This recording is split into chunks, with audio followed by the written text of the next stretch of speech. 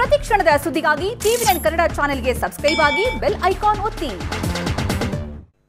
ಈಗಾಗಲೇ ಭಾರತ ಚೀನಾ ಯೋಧರ ನಡುವೆ ಭಾರಿ ಸಂಘರ್ಷ ಏರ್ಪಟ್ಟಂತ ಹಿನ್ನೆಲೆಯಲ್ಲಿ ಇದೀಗ ಚೀನಾದ ಹೆಡೆಮುರಿ ಕಟ್ಟೋದಕ್ಕೆ ಭಾರತ ಕೂಡ ಸನ್ನದ್ಧವಾಗ್ತಾ ಇದೆ. ಎಲ್ಲಾ ರೀತಿಯ ಸಿದ್ಧತೆಗಳನ್ನ ಮಾಡಿಕೊಳ್ಳೋದಕ್ಕೂ ಕೂಡ ಚಿಂತನೆಗಳು ನಡೀತಾ ಇದೆ. ಏನು ಉದ್ವಿಗ್ನ ಸ್ಥಿತಿಯನ್ನ ಉಂಟಾಗೋದಕ್ಕೆ ಕಾರಣರಾದವರ ವಿರುದ್ಧ ಈ ಸಂದರ್ಭದಲ್ಲಿ ಕ್ರಮಕ್ಕೆ ಆಗ್ರಹ ಕೂಡ ಕೇಳಿ ಬರ್ತಾ ಇದೆ. ಗಡಿಯಲ್ಲಿ ನಿಮ್ಮ ಯೋಧರು ಸಂಯಮದಿಂದ ವರ್ತಿಸೋದಕ್ಕೆ ಸೂಚನೆಯನ್ನ ಕೊಡಿ ಅಂತ ಈ ಸಂದರ್ಭದಲ್ಲಿ ಆಗ್ರಹಿಸಲಾಗ್ತಾ ಇದೆ. ವಿದೇಶಾಂಗ ಸಚಿವರ ನಡುವಿನ ಚರ್ಚೆಯಲ್ಲಿ ಚೀನಾ ಈ ಸಂದರ್ಭದಲ್ಲಿ ಆಗ್ರಹ ಮಾಡ್ತಾ ಇದೆ. ಕ್ರಮಕ್ಕೆ ಈ ಸಂದರ್ಭದಲ್ಲಿ ಆಗ್ರಹ ಮಾಡ್ತಿರುವಂತದ್ದು ಚೀನಾ. ಉದ್ವಿಗ್ನ ಸ್ಥಿತಿಯನ್ನ ಉಂಟಾಗೋದಕ್ಕೆ ಯಾರ್ಯಾರು ಕಾರಣರಾದ್ರೋ ಅವರ ವಿರುದ್ಧ ಕೂಡಲೇ ಕ್ರಮವನ್ನ ತೆಗೆದುಕೊಳ್ಬೇಕು ಅನ್ನೋ ನಿಟ್ಟಿನಲ್ಲಿ ಈ ಸಂದರ್ಭದಲ್ಲಿ ಆಗ್ರಹ ಮಾಡಲಾಗ್ತಾ ಇದೆ. ಇನ್ನು ಗಡಿಯಲ್ಲಿ ನಿಮ್ಮ ಯೋಧರು ಸಂಯಮದಿಂದ ವರ್ತನೆ ಮಾಡೋದಕ್ಕೆ ಸೂಚನೆಯನ್ನ ಕೊಡಲಾಗ್ತಾ ಇದೆ. ಅಂದ್ರೆ ಕತ್ತಲಲ್ಲಿ ಕಿರಿಕ್ ಮಾಡಿರ್ತಕ್ಕಂಥ ಚೀನಾಗೆ ಹೆಡೆಮುರಿ ಕಟ್ಟೋದಕ್ಕೆ ಈಗಾಗಲೇ ನಮ್ಮ ಭಾರತ ಕೂಡ ಸನ್ನದ್ಧವಾಗ್ತಾ ಇದೆ. ಎಲ್ಲಾ ರೀತಿಯಲ್ಲೂ ಚಿಂತನೆಯನ್ನು ನಡೆಸ್ತಾ ಇದೆ. ಈ ಸಂದರ್ಭದಲ್ಲಿ ಎಸ್ ಜೈಶಂಕರ್ಗೆ ಚೀನಾ ವಿದೇಶಾಂಗ ಸಚಿವ ವಾಂಗ್ ಈ ಸಂದರ್ಭದಲ್ಲಿ ಆಗ್ರಹ ಮಾಡ್ತಾ ಇದ್ದಾರೆ. ಉದ್ವಿಗ್ನ ಪರಿಸ್ಥಿತಿ ಉಂಟಾಗೋದಕ್ಕೆ ಕಾರಣರಾದವರ ವಿರುದ್ಧ ಈ ಸಂದರ್ಭದಲ್ಲಿ ಕ್ರಮವನ್ನ ತೆಗೆದುಕೊಳ್ಬೇಕು ಅಂತ ಜೈಶಂಕರ್ಗೆ ಈ ಸಂದರ್ಭದಲ್ಲಿ ಚೀನಾ ವಿದೇಶಾಂಗ ಸಚಿವರು ಈ ಸಂದರ್ಭದಲ್ಲಿ ಆಗ್ರಹ ಮಾಡ್ತಾ ಇದ್ದಾರೆ.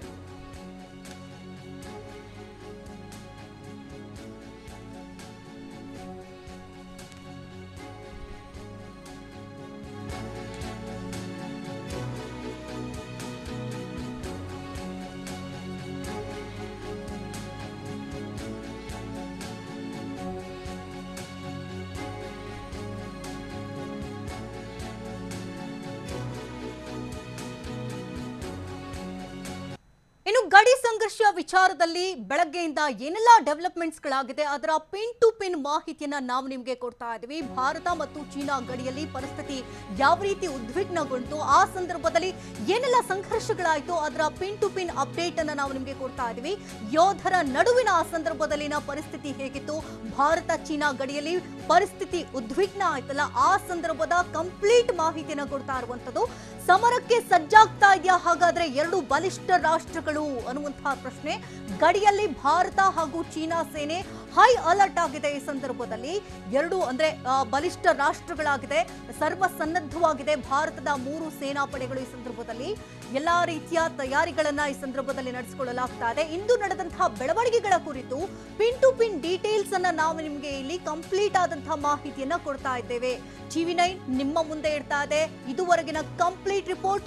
ಬೆಳಗ್ಗೆಯಿಂದ ಗಡಿ ಸಂಘರ್ಷದಲ್ಲಿ ಎರಡು ಬಲಿಷ್ಠ ರಾಷ್ಟ್ರಗಳ ನಡುವೆ ಏನೆಲ್ಲ ಡೆವಲಪ್ಮೆಂಟ್ಸ್ ಗಳಾಯ್ತು, ಯಾವ ರೀತಿ ಅಲ್ಲಿ ಅಟ್ಯಾಕ್ ಗಳಾಯ್ತು ಅದರ ಕಂಪ್ಲೀಟ್ ಮಾಹಿತಿನ ಕೊಡ್ತಾ ಇದೆ. ಆದ್ರೆ ಅದಕ್ಕೂ ಮುಂಚೆ ಸೋಮವಾರ ನಡೆದಂತಹ ಡೆವಲಪ್ಮೆಂಟ್ಸ್ ಗಳು ಅಂದ್ರೆ ಭಾರತ ಚೀನಾ ಯೋಧರ ನಡುವೆ ಭಾರೀ ಸಂಘರ್ಷವಾದಂತಹ ಹಿನ್ನೆಲೆಯಲ್ಲಿ ಅಲ್ಲಿ ಏನೆಲ್ಲ ಆಯ್ತು ಅಂದ್ರೆ ಗಡಿಯಲ್ಲಿನ ಪರಿಸ್ಥಿತಿ ಉದ್ವಿಗ್ನ ಆಯ್ತಲ್ಲ ಆ ಸಂದರ್ಭದಲ್ಲಿ ಭಾರತ ಹಾಗೂ ಚೀನಾ ಗಡಿಯಲ್ಲಿ ಅದರ ಕಂಪ್ಲೀಟ್ ಮಾಹಿತಿಯನ್ನ ನಾವು ನಿಮಗೆ ಕೊಡ್ತಾ ಇದ್ವಿ. ಹಾಗಾದ್ರೆ ಎರಡು ಬಲಿಷ್ಠ ರಾಷ್ಟ್ರಗಳು ಈ ಸಂದರ್ಭದಲ್ಲಿ ಸಮರಕ್ಕೆ ಸಜ್ಜಾಗ್ತಾ ಇದೆಯಾ ಅಂದ್ರೆ ಸೋಮವಾರ ರಾತ್ರಿ ಲಡಾಖ್ ಗಡಿಯಲ್ಲಿ ನಡೆದದ್ದೆಲ್ಲ ಏನೇನಾಯ್ತು ಆ ಸಂದರ್ಭದಲ್ಲಿ ಅದರ ಕಂಪ್ಲೀಟ್ ಮಾಹಿತಿ ಕೊಡ್ತಾ ಇದೀವಿ. ಸೋಮವಾರ ರಾತ್ರಿ ಲಡಾಖ್ ಗಡಿಯಲ್ಲಿ ಆ ಸಂದರ್ಭದಲ್ಲಿ ಏನೇನಾಯ್ತು, ಈಗ ಯುದ್ಧೋನ್ಮಾದಕ್ಕೆ ಈಗ ಚೀನಾ ಯಾವ ರೀತಿ ಸಜ್ಜಾಗ್ತಾ ಇದೆ ಅಂದ್ರೆ ಅದೊಂದು ಸುಳಿವನ್ನ ಕೊಡ್ತಾ ಇದ್ದು. ಈ ಸಂದರ್ಭದಲ್ಲಿ ಈ ರೀತಿ ಉದ್ದಟತನ ಮಾಡೋದಕ್ಕೆ ಏನ್ ಕಾರಣ ಅಂದ್ರೆ ಭಾರತೀಯ ಯೋಧರು ಆ ಸಂದರ್ಭದಲ್ಲಿ ಪುಟಿದೇಳೋದಕ್ಕೆ ಏನ್ ಕಾರಣ, ಘರ್ಷಣೆ ವೇಳೆ ಗಡಿಯಲ್ಲಿ ಎರಡೂ ಕಡೆ ಎಷ್ಟೆಷ್ಟು ಸೈನಿಕರಿದ್ರು ಆ ಸಂದರ್ಭದಲ್ಲಿ ಏನೇನಾಯ್ತು, ಟಿವಿ9ನಲ್ಲಿ ಮಧ್ಯರಾತ್ರಿ ಸೈನಿಕರು ನಡೆಸಿದಂತ ಮಲ್ಲ ಯುದ್ಧದ ಪಿನ್ ಟು ಪಿನ್ ಡೀಟೇಲ್ಸ್ ಅನ್ನ ನಾವು ನಿಮಗೆ ಇಲ್ಲಿ ಕೊಡ್ತಾ ಇರುವುದು. ಅಂದ್ರೆ ಮುಷ್ಟಿಯಲ್ಲಿ ಗುದ್ದಾಡಿದ್ದಾರೆ ಈ ಸಂದರ್ಭದಲ್ಲಿ, ದೈಹಿಕವಾಗಿ ಇಲ್ಲಿ ಹೊಡೆದಾಡ್ಕೊಂಡಿದ್ದಾರೆ ಹೊರತು ಈ ಸಂದರ್ಭದಲ್ಲಿ ಯಾವುದೇ ಗನ್ಗಳಾಗ್ಲಿ ಮತ್ತೊಂದು ಪಿಸ್ತೂಲ್ಗಳಾಗ್ಲಿ ಯಾವುದನ್ನು ಕೂಡ ಈ ಸಂದರ್ಭದಲ್ಲಿ ಉಪಯೋಗ ಮಾಡಿಲ್ಲ. ಚೀನಾ ಸೈನಿಕರು ಮಾಡಿದಂತ ಉದ್ದಟತನ ಆದ್ರೂ ಏನು, ಯಾಕಂದ್ರೆ ಚೀನಾ ಈಗ ಆರೋಪ ಮಾಡ್ತಾ ಇದೆ ಭಾರತವೇ ಕಾಲ್ ಕೆರೆದುಕೊಂಡು ಇಲ್ಲಿ ನಮ್ಮ ಜೊತೆ ಯುದ್ಧಕ್ಕೆ ಬಂದಿದ್ದು ಆ ಸಂದರ್ಭದಲ್ಲಿ ಅಂತ. ಇದರ ಬೆನ್ನಲ್ಲ ಅಂದ್ರೆ ಈ ಅಟ್ಯಾಕ್ ಮಾಡೋದಕ್ಕೆ ಏನ್ ಕಾರಣಗಳಿರ್ಬೋದು, ಆ ಮಧ್ಯರಾತ್ರಿನಲ್ಲಿ ಸೈನಿಕರು ನಡೆಸಿದಂತ ಮಲ್ಲ ಯುದ್ಧದಲ್ಲಿ ಏನೇನಾಯ್ತು ಅನ್ನೋದ್ರ ಪಿನ್ ಟು ಪಿನ್ ಡೀಟೇಲ್ಸ್ ಅನ್ನ ನಾವು ನಿಮಗೆ ಕೊಡ್ತಾ ಇದೀವಿ. ಸೋಮವಾರ ರಾತ್ರಿ ಲಡಾಖ್ ಗಡಿಯಲ್ಲಿ ಹಾಗಾದ್ರೆ ನಡೆದದ್ದಾದ್ರೂ ಏನು, ಈ ರೀತಿಯ ಘರ್ಷಣೆ ಉಂಟಾಗೋದಕ್ಕೆ ಕಾರಣ ಆದ್ರೂ ಏನು, ಚೀನಾ ಸೈನಿಕರು ಏನೇನೂ ಮಾಡ್ದೇನೆ ಭಾರತ ಈ ಸಂದರ್ಭದಲ್ಲಿ ಅವ್ರ ಮೇಲೆ ಅಟ್ಯಾಕ್ ಮಾಡೋದಕ್ಕೆ ಮುಂದಾಯ್ತಾ, ಈ ಸಂದರ್ಭದಲ್ಲಿ ಹಲವರು ಪ್ರಾಣ ಕಳೆದುಕೊಂಡಿದ್ದಾರಲ್ಲ. ಸೊ ಈ ಸಂದರ್ಭದಲ್ಲಿ ಈ ಘರ್ಷಣೆ ಉಂಟಾದಕ್ಕೆ ಎರಡೂ ಸೈನಿಕರ ಕಡೆ ಎಷ್ಟೆಷ್ಟು ಜಂಗಾಬಲ ಇತ್ತು, ಇದೆಲ್ಲದ್ರ ಬಗ್ಗೆ ಕೂಡ ಪಿನ್ ಟು ಪಿನ್ ಮಾಹಿತಿಯನ್ನ ನಾವು ನಿಮ್ಗೆ ಕೊಡ್ತಾ ಇದ್ದೇವೆ. ಇನ್ನು ಗಾಲ್ವಾನ್ ಕಣಿವೆಯಿಂದ ಸೇನೆ ಹಿಂದಕ್ಕೆ ಕರೆಸಿಕೊಳ್ಳುವಂತ ಈ ಸಂದರ್ಭದಲ್ಲಿ ಭರವಸೆಯನ್ನ ಕೊಟ್ಟಿದೆ.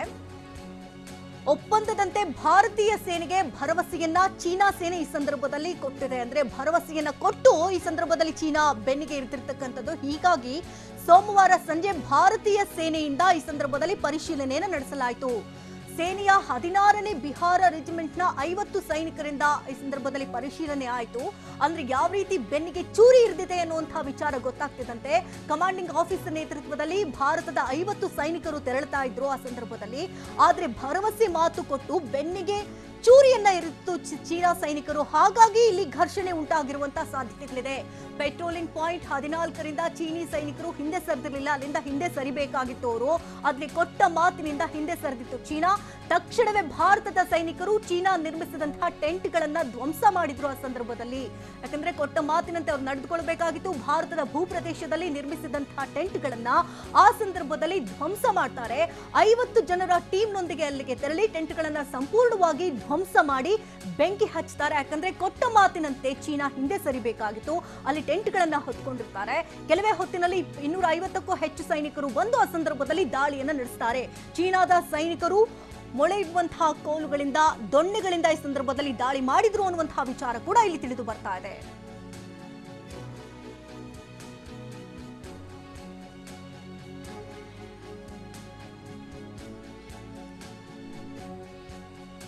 ಇನ್ನು ಗಡಿ ವಿಚಾರದಲ್ಲಿ ಘರ್ಷಣೆಯಾದಂತಹ ಸಂದರ್ಭದಲ್ಲಿ ಏನೆಲ್ಲ ಬೆಳವಣಿಗೆಗಳಾಯಿತು ಅದರ ಪಿನ್ ಟು ಪಿನ್ ಮಾಹಿತಿಯನ್ನ ಮಾಲ್ತೇಶ್ ಕೊಡ್ತಾರೆ. Over to you Maltesh.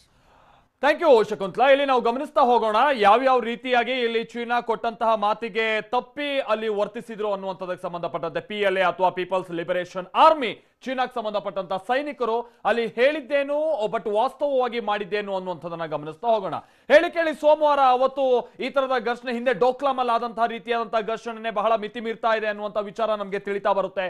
ಆ ನಂತರದಲ್ಲಿ ಸೇನೆಗೆ ಸಂಬಂಧಪಟ್ಟಂತಹ ಪ್ರಮುಖರು, ಆಮೇಲೆ ವಿದೇಶಾಂಗ ಇಲಾಖೆಗೆ ಸಂಬಂಧಪಟ್ಟಂತಹ ಅಧಿಕಾರಿಗಳು ಚೀನಾದ ಜೊತೆಗೆ ನಿರಂತರವಾಗಿ ಮಾತುಕತೆಯನ್ನು ನಡೆಸ್ತಾರೆ. ಚೀನಾ ಕೂಡ ಎಲ್ಲಾ ರೀತಿಯಲ್ಲೂ ಗಮನಿಸ್ತಾ ಮಾತುಕತೆಯ ಪ್ರತಿ ಹಂತದಲ್ಲೂ ಗಮನಿಸ್ತಾ ಹೋದಂತಹ ಸಂದರ್ಭದಲ್ಲಿ ನಮಗೂ ಕೂಡ ಈ ತರದ ಬಿಕ್ಕಟ್ಟು ಬೇಡ, ನಾವು ಕೂಡ ಶಾಂತಿಯುತವಾದಂತಹ ರೀತಿಯಲ್ಲಿ ಇದನ್ನ ಬಗೆಹರಿಸಿಕೊಳ್ಳುವಂತ ನಿಟ್ಟಿನಲ್ಲಿ ಸಿದ್ಧ ಇದ್ದೀವಿ ಅನ್ನುವಂತ ರೀತಿಯಾಗಿನೇ ನಮ್ಮ ಅಧಿಕಾರಿಗಳ ಜೊತೆಗೆ ಮಾತನಾಡ್ತಾರೆ. ಆ ಮಾತುಕತೆಯ ಒಟ್ಟು ಭಾಗ ಏನು ಅಂತ ಅಂದ್ರೆ ಈಗ ನೀವು ನೋಡಿದ್ರಲ್ಲ, ಆ ಪ್ರದೇಶದಿಂದ ಅಂದ್ರೆ ಈ ತರದ ಬಿಕ್ಕಟ್ಟು ಸೃಷ್ಟಿಯಾಗಿದ್ದಂತ ಪ್ರದೇಶ ಗಾಲ್ವಾನ್ ಪ್ರದೇಶದಿಂದ ತಮ್ಮ ಸೈನಿಕರನ್ನ ಹಿಂದಕ್ಕೆ ತರಿಸ್ಕೊಳ್ಳೋದು ಅಂತ ಹೇಳಿ ಭಾರತೀಯ ಸೇನೆಗೆ ಚೀನಾ ದೇಶದ ಸೇನೆ ಅಥವಾ PLA ಅಂತ ನಾವೇನ್ ಕರಿತೀವಿ ಅವರು ಭರವಸೆಯನ್ನ ಕೊಡ್ತಾರೆ. ಹೀಗಾಗಿ ಸೋಮವಾರ ಸಂಜೆ ಭಾರತೀಯ ಸೇನೆಯಿಂದ ಅಲ್ಲಿ ಪರಿಶೀಲನಾ ಕಾರ್ಯ ನಡೆಯುತ್ತೆ. ಯಾಕಂತಂದ್ರೆ ಕೊಟ್ಟಂತ ಮಾತಿಗೆ ತಕ್ಕ ಹಾಗೆ ನಡ್ಕೊಳ್ಳೋದಾದ್ರೆ ಸೋಮವಾರ ಸಂಜೆ ಅಥವಾ ರಾತ್ರಿ ಸಂದರ್ಭದ ಒಳಗಾಗಿ ಚೀನಾ ತನ್ನ ಸೇನೆಗೆ ಸಂಬಂಧಪಟ್ಟಂತ ಸಿಬ್ಬಂದಿಯನ್ನ ಅಲ್ಲಿಂದ ಹಿಂದೆ ತರಿಸ್ಕೊಳ್ಬೇಕಾಗಿತ್ತು ಗಾಲ್ವಾನ್ನಿಂದ. ಹೀಗಾಗಿನೇ ಸೋಮವಾರ ಸಂಜೆ ಅಲ್ಲಿ ಏನಾಗ್ತಾ ಇದೆ ಅನ್ನುವಂಥದ್ದನ್ನ ಪರಿಶೀಲನೆ ನಡೆಸುವಂತ ನಿಟ್ಟಿನಲ್ಲಿ ಭಾರತೀಯ ಸೇನೆ ಅಲ್ಲಿ ಕೆಲಸ ನಿರ್ವಹಿಸುತ್ತೆ. ಸೇನೆಯ 16ನೇ ಬಿಹಾರ್ ರೆಜಿಮೆಂಟ್ ನ 50 ಸೈನಿಕರಿಂದ ಪರಿಶೀಲನೆ ನಡೆಯುವಂತ ಕೆಲಸ ಆಗುತ್ತೆ. ನಿಮಗೆ ಗೊತ್ತಿರಲಿ, ಈ ಸಂದರ್ಭದಲ್ಲೇ ಕರ್ನಲ್ ಸಂತೋಷ್ ಬಾಬು ಅವರು ಲೀಡ್ ಮಾಡ್ತಾ ಇದ್ದಂತಹ ಟೀಮ್ ನ ಸದಸ್ಯರುಗಳು ಅಥವಾ ಸೇನೆಗೆ ಸಂಬಂಧಪಟ್ಟಂತಹ ಸಿಬ್ಬಂದಿ ಸ್ಥಳಕ್ಕೆ ಹೋಗ್ತಾರೆ. ಕಮಾಂಡಿಂಗ್ ಆಫೀಸರ್ ನೇತೃತ್ವದಲ್ಲಿ ಅಂತ ಅಂದ್ರೆ ಕರ್ನಲ್ ಸಂತೋಷ್ ಬಾಬು ಅವರ ನೇತೃತ್ವದಲ್ಲಿ ತೆರಳಿತ್ತು ಭಾರತದ 50 ಸೈನಿಕರು. ಇನ್ನೊಂದು ವಿಚಾರ ನಿಮ್ಗೆ ಗೊತ್ತಿರಲಿ, ಕರ್ನಲ್ ಸಂತೋಷ್ ಬಾಬು ಅವರು ಅವತ್ತು ಏನಾದ್ರೂ ಚೀನಾ ಈ ತರ ಅಂತ ನರಿಬುದ್ಧಿಯನ್ನ ಪ್ರದರ್ಶಿಸಬಹುದು ಅನ್ನುವಂತ ಹಿಂಟ್ ಏನಾದ್ರು ಅವರಿಗಿದ್ದಿದ್ರೆ ಅವರ ಜೊತೆಗೆ 150ಕ್ಕಿಂತ ಹೆಚ್ಚಿನ ಅವರ ಟ್ರೂಪ್ ನಲ್ಲಿದ್ದಂತ ಕೆಲ ಸದಸ್ಯರನ್ನ ಕರ್ಕೊಂಡು ಹೋಗಿದ್ರು. 150ಕ್ಕಿಂತ ಹೆಚ್ಚಿನ ಸೈನ್ಯಕ್ಕೆ ಸಂಬಂಧಪಟ್ಟಂತ ಸಿಬ್ಬಂದಿಯನ್ನ ಅಥವಾ ಯೋಧರನ್ನ ಕರ್ಕೊಂಡು ಹೋಗೋದಕ್ಕೆ ಅವಕಾಶ ಆಯಿತು. ಆದ್ರೆ ಚೀನಾ ಆಲ್ರೆಡಿ ಭರವಸೆ ಕೊಟ್ಟಿತ್ತಲ್ವಾ, ನಾವು ಯಾವುದೇ ತೆರನಾಗಿಯೂ ಕೂಡ ಇನ್ ಮುಂದೆ ಈ ತರದ ಘರ್ಷಣೆಗೆ ಇಳಿಯೋದಿಲ್ಲ, ಸದ್ಯದ ಮಟ್ಟಿಗಂತೂ ನಾವು ನಮ್ಮ ಸೈನಿಕರನ್ನ ಪ್ರದೇಶದಿಂದ ವಾಪಸ್ ತೆಗೆದುಕೊಳ್ತೀವಿ ಅಂತ ಭರವಸೆ ಕೊಟ್ಟಿದ್ದಂತ ಕಾರಣಕ್ಕಾಗಿ ಪಾಪ ಕರ್ನಲ್ ಸಂತೋಷ್ ಬಾಬು ಅವರು ಕೂಡ ಕೆಲ ಸೈನಿಕರು ಅಂದ್ರೆ 50 ಮಂದಿ ಸೈನಿಕರ ಜೊತೆಗೆ ಅವರು ಆ ವಿವಾದಿತ ಸ್ಥಳದ ಕಡೆಗೆ ಹೋಗ್ತಾರೆ. ಚೀನಾ ಸೈನಿಕರು ಆ ಟೈಮ್ನಲ್ಲೇ ಭರವಸೆಯನ್ನ ಕೊಟ್ಟಂತಹ ರೀತಿಯಾಗಿ ನಡೆದುಕೊಳ್ಳದೆ ಬೆನ್ನಿಗೆ ಇರಿಯೋದಕ್ಕೆ ಅಲ್ಲಿ ಕೆಲಸ ಕಾರ್ಯಗಳಿಗೆ ರೆಡಿ ಆಗಿರುತ್ತೆ. ಅದಕ್ಕೆ ಸಂಬಂಧಪಟ್ಟಂತೆ ಪೂರ್ವ ಸಿದ್ಧತೆಯನ್ನು ಕೂಡ ಏನಾದ್ರೂ ಮಾಡ್ಕೊಂಡಿತ್ತ ಅನ್ನುವಂತ ರೀತಿಯಾಗಿ ಅನ್ಸುತ್ತೆ. ಯಾಕೆ ಅಂತ ಅಂದ್ರೆ ಪೆಟ್ರೋಲಿಂಗ್ ಪಾಯಿಂಟ್ ನ ಸಂದರ್ಭದಲ್ಲಿ 14ರಿಂದ ಒಂದು 20ರ ಒಳಗಾಗಿನ ಚೀನಿ ಸೈನಿಕರು ಅಲ್ಲಿರ್ತಾರೆ. ಅವರು ಆ ಟೈಮ್ ನಲ್ಲಿ ಹಿಂದೆ ಸರ್ದಿರೋದಿಲ್ಲ, ಒಂದು 20ಕ್ಕಿಂತ ಹೆಚ್ಚಿನ ಮಂದಿ ಇರ್ತಾರೆ. ಆ ಪಾಯಿಂಟ್ ಹೆಸರು ನೋಡಿದ್ರೆ ಪೆಟ್ರೋಲಿಂಗ್ ಪಾಯಿಂಟ್ 14 ಅಂತೇಳಿ PP 14 ಅಂತ ಅದನ್ನ ಉಲ್ಲೇಖ ಮಾಡ್ತಾರೆ. ಅಂದ್ರೆ ಸಹಜವಾಗಿ ಈ ಭಾರತ ಹಾಗೆ ಚೀನಾದ ನಡುವೆ ಅದರಲ್ಲೂ LACಗೆ ಸಂಬಂಧಪಟ್ಟಂತೆ ಸುಮಾರು 3900 ಕಿಲೋಮೀಟರ್ಗೂ ಹೆಚ್ಚಿನ ಪ್ರದೇಶ ಇದೆ. ಅದರಲ್ಲಿ ಒಂದೊಂದು ಪ್ರದೇಶವನ್ನ ಒಂದೊಂದು ನಿರ್ದಿಷ್ಟವಾದಂತಹ ಹೆಸರಿನಿಂದ ಗುರುತಿಸ್ತಾರೆ.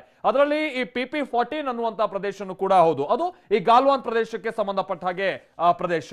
ಸೊ ಅಲ್ಲಿ ಚೀನಾ ಸೈನಿಕರನ್ನ ಹಿಂದೆ ಹೋಗಿದಾರ ಏನು ಎತ್ತ ಅಂತ ನೋಡ್ಕೊಂಡು ಬರಕ್ಕೆ ಹೋದಂತ ಸಂದರ್ಭದಲ್ಲಿ ಅಲ್ಲಿ ಚೀನಾ ಸೈನಿಕರು ಹಿಂದೆ ಹೋಗಿರೋದಿಲ್ಲ. ತಕ್ಷಣವೇ ಭಾರತದ ಸೈನಿಕರಿಂದ ಚೀನಾ ನಿರ್ಮಿಸಿದಂತ ಟೆಂಟ್ ಗಳನ್ನ ಧ್ವಂಸ ಮಾಡುವಂತ ಕೆಲಸ ಆಗುತ್ತೆ. ಯಾಕಂತಂದ್ರೆ ಅವರು ಆ ನಂತರದಲ್ಲಿ ಅಲ್ಲಿ ಹೋದಂತ ಅಂದ್ರೆ ಆ ಜಾಗವನ್ನ ಬಿಟ್ಟು ಹೋದಂತ ನಂತರದಲ್ಲೂ ಕೂಡ ಮತ್ತೆ ಆ ಟೆಂಟ್ ಗಳಿದ್ದಂತ ಕಾರಣದಿಂದಾಗಿ ಅವ್ರು ಮತ್ತೆ ಅಲ್ಲಿ ಬಂದು ಬರೋದು ಮತ್ತಿತರ ಕೆರೆ ಆಮೇಲೆ ಆದಂತ ಒಪ್ಪಂದದ ಪ್ರಕಾರವಾಗಿ ಅಲ್ಲಿ ಯಾವುದೇ ತೆರನಾಗಿಯೂ ಕೂಡ ನಾಮಾವಶೇಷ ಇರಬಾರ್ದು. ತಾವು ಏನೇನು ಅಲ್ಲಿ ತನಕ ಸಿದ್ಧಪಡಿಸ್ಕೊಂಡಿದ್ರು ಅಲ್ಲಿ ನೆಲೆಯೂರೋದಕ್ಕೆ ಅದೆಲ್ಲವನ್ನು ಕೂಡ ಅವರು ಹಿಂತಿರುಗಿಕೊಂಡು ತೆಗೆದುಕೊಂಡು ಹೋಗ್ಬೇಕಾಗಿತ್ತು. ಬಟ್ ಆ ತರದ್ದಾಗಿರ್ಲಿಲ್ಲ. ಅದರಲ್ಲೂ ಕೂಡ ಹೇಳಿ ಕೇಳಿ ಭಾರತದ ಭೂಪ್ರದೇಶದಲ್ಲಿ ನಿರ್ಮಿಸಲಾಗಿದ್ದಂತ ಟೆಂಟ್ಗಳಾಗಿದ್ವು ಅವೆಲ್ಲವೂ ಕೂಡ. ಹೀಗಾಗಿ ಭಾರತೀಯ ಸೇನೆ ಕೂಡ ಇಲ್ಲಿ ಬಹಳ ಸ್ಪಷ್ಟವಾಗಿ ಹೇಳ್ತು, ನೋಡಿ ಈಗ ಆಲ್ರೆಡಿ ಒಪ್ಪಂದ ಆಗಿದೆ, ನೀವೀಗಿರುವಂತದ್ದು ನಮ್ಮ ಪ್ರದೇಶದಲ್ಲಿ ಅಥವಾ LACಗೆ ಸಂಬಂಧಪಟ್ಟಂತೆ ಹಿಂದೆ ಇದ್ದಂತ ಒಪ್ಪಂದಗಳನ್ನ ನೀವು ಮೀರಿ ನಮ್ಮ ಪ್ರದೇಶದ ಒಳಗೆ ಬಂದಿದ್ದೀರಾ, ಹೀಗಾಗಿ ಅಲ್ಲಿ ಟೆಂಟ್ ಗಳನ್ನ ನೀವು ನಿರ್ಮಿಸುವಂತಿಲ್ಲ ಅಂತೇಳಿ ಭಾರತೀಯ ಸೇನೆಗೆ ಸಂಬಂಧಪಟ್ಟಂತ ಅಧಿಕಾರಿಗಳು ಜೊತೆಗೆ ಸಿಬ್ಬಂದಿ ಅಲ್ಲಿನ ಟೆಂಟ್ ಗಳನ್ನ ತೆರವು ಮಾಡುವಂತ ಕೆಲಸವನ್ನ ಮಾಡ್ತಾರೆ. ಆಮೇಲೆ ಯಾವ ಮಟ್ಟಿಗೆ ಅಂತ ಅಂದ್ರೆ ಟೆಂಟ್ ಗಳನ್ನ ಸಂಪೂರ್ಣವಾಗಿ ತೆರವು ಮಾಡೋದ್ರ ಜೊತೆಗೆ ಅದಕ್ಕೆ ಬೆಂಕಿ ಹಚ್ಚುವಂತ ಕೆಲಸವೂ ಕೂಡ ಆಗಿರುತ್ತೆ. ಯಾಕಂತ ಅಂದ್ರೆ ಚೀನಿ ಸೈನಿಕರು ಅವತ್ತು ಮಾಡಿದಂತಹದ್ದೇ ಮೊದಲಿಗೆ ತಪ್ಪು. ಅದರಲ್ಲೂ ಕೂಡ ತಮ್ಮ ಭೂಪ್ರದೇಶವನ್ನ ಮೀರಿ ಅವರು ಭಾರತದ ಭೂಪ್ರದೇಶದ ಒಳಗೆ ಬರೋದ್ರ ಜೊತೆಗೇನೆ ಈ ತರದ ಟೆಂಟ್ ಗಳನ್ನ ರೂಪಿಸಿದ್ದು ಸಹಜವಾಗಿ ಭಾರತೀಯ ಸೇನೆಯ ಸಿಟ್ಟಿಗೂ ಕೂಡ ಕಾರಣ ಆಗಿತ್ತು. ಆಮೇಲೆ ಚೀನಾಗೂ ಕೂಡ ಬಹುತೇಕ ಚೀನಾ ಮನಗಂಡಿತ್ತು. ಆ ಸೈನಿಕರು ಕೂಡ ನಾವು ಗಮನಿಸೋದಾದ್ರೆ PLAಗೆ ಸಂಬಂಧಪಟ್ಟ ಹಾಗೆ ನಾವಿರುವಂತದ್ದು ಭಾರತದ ಭೂಪ್ರದೇಶ, ಒಟ್ಟಾರೆ ತಾವಿನ್ನೂ ಇದ್ರ ಮೇಲೆ ಕಣ್ಣಿಟ್ಟಿದೀವಿ ಅನ್ನುವಂತ ರೀತಿಯಾದಂತಹ ಚಿತ್ರಣವನ್ನ ನಿರ್ಮಿಸಬೇಕಾದಂತ ಅನಿವಾರ್ಯತೆ ಇತ್ತು. ಅದರಲ್ಲಿ ಅವರು ಸಕ್ಸಸ್ ಆದ್ರು. ಬಟ್ ಅಲ್ಲಿ ಇದ್ದಂತ ಚೀನಿ ಸೈನಿಕರು ಕೆಲವು ಮಂದಿ ಇದ್ರು, 20-25 ಮಂದಿ ಇದ್ರು ಅನ್ನುವಂಥದ್ದನ್ನ ನಾವು ಕೇಳ್ಪಡ್ತಾ ಇದ್ವಿ.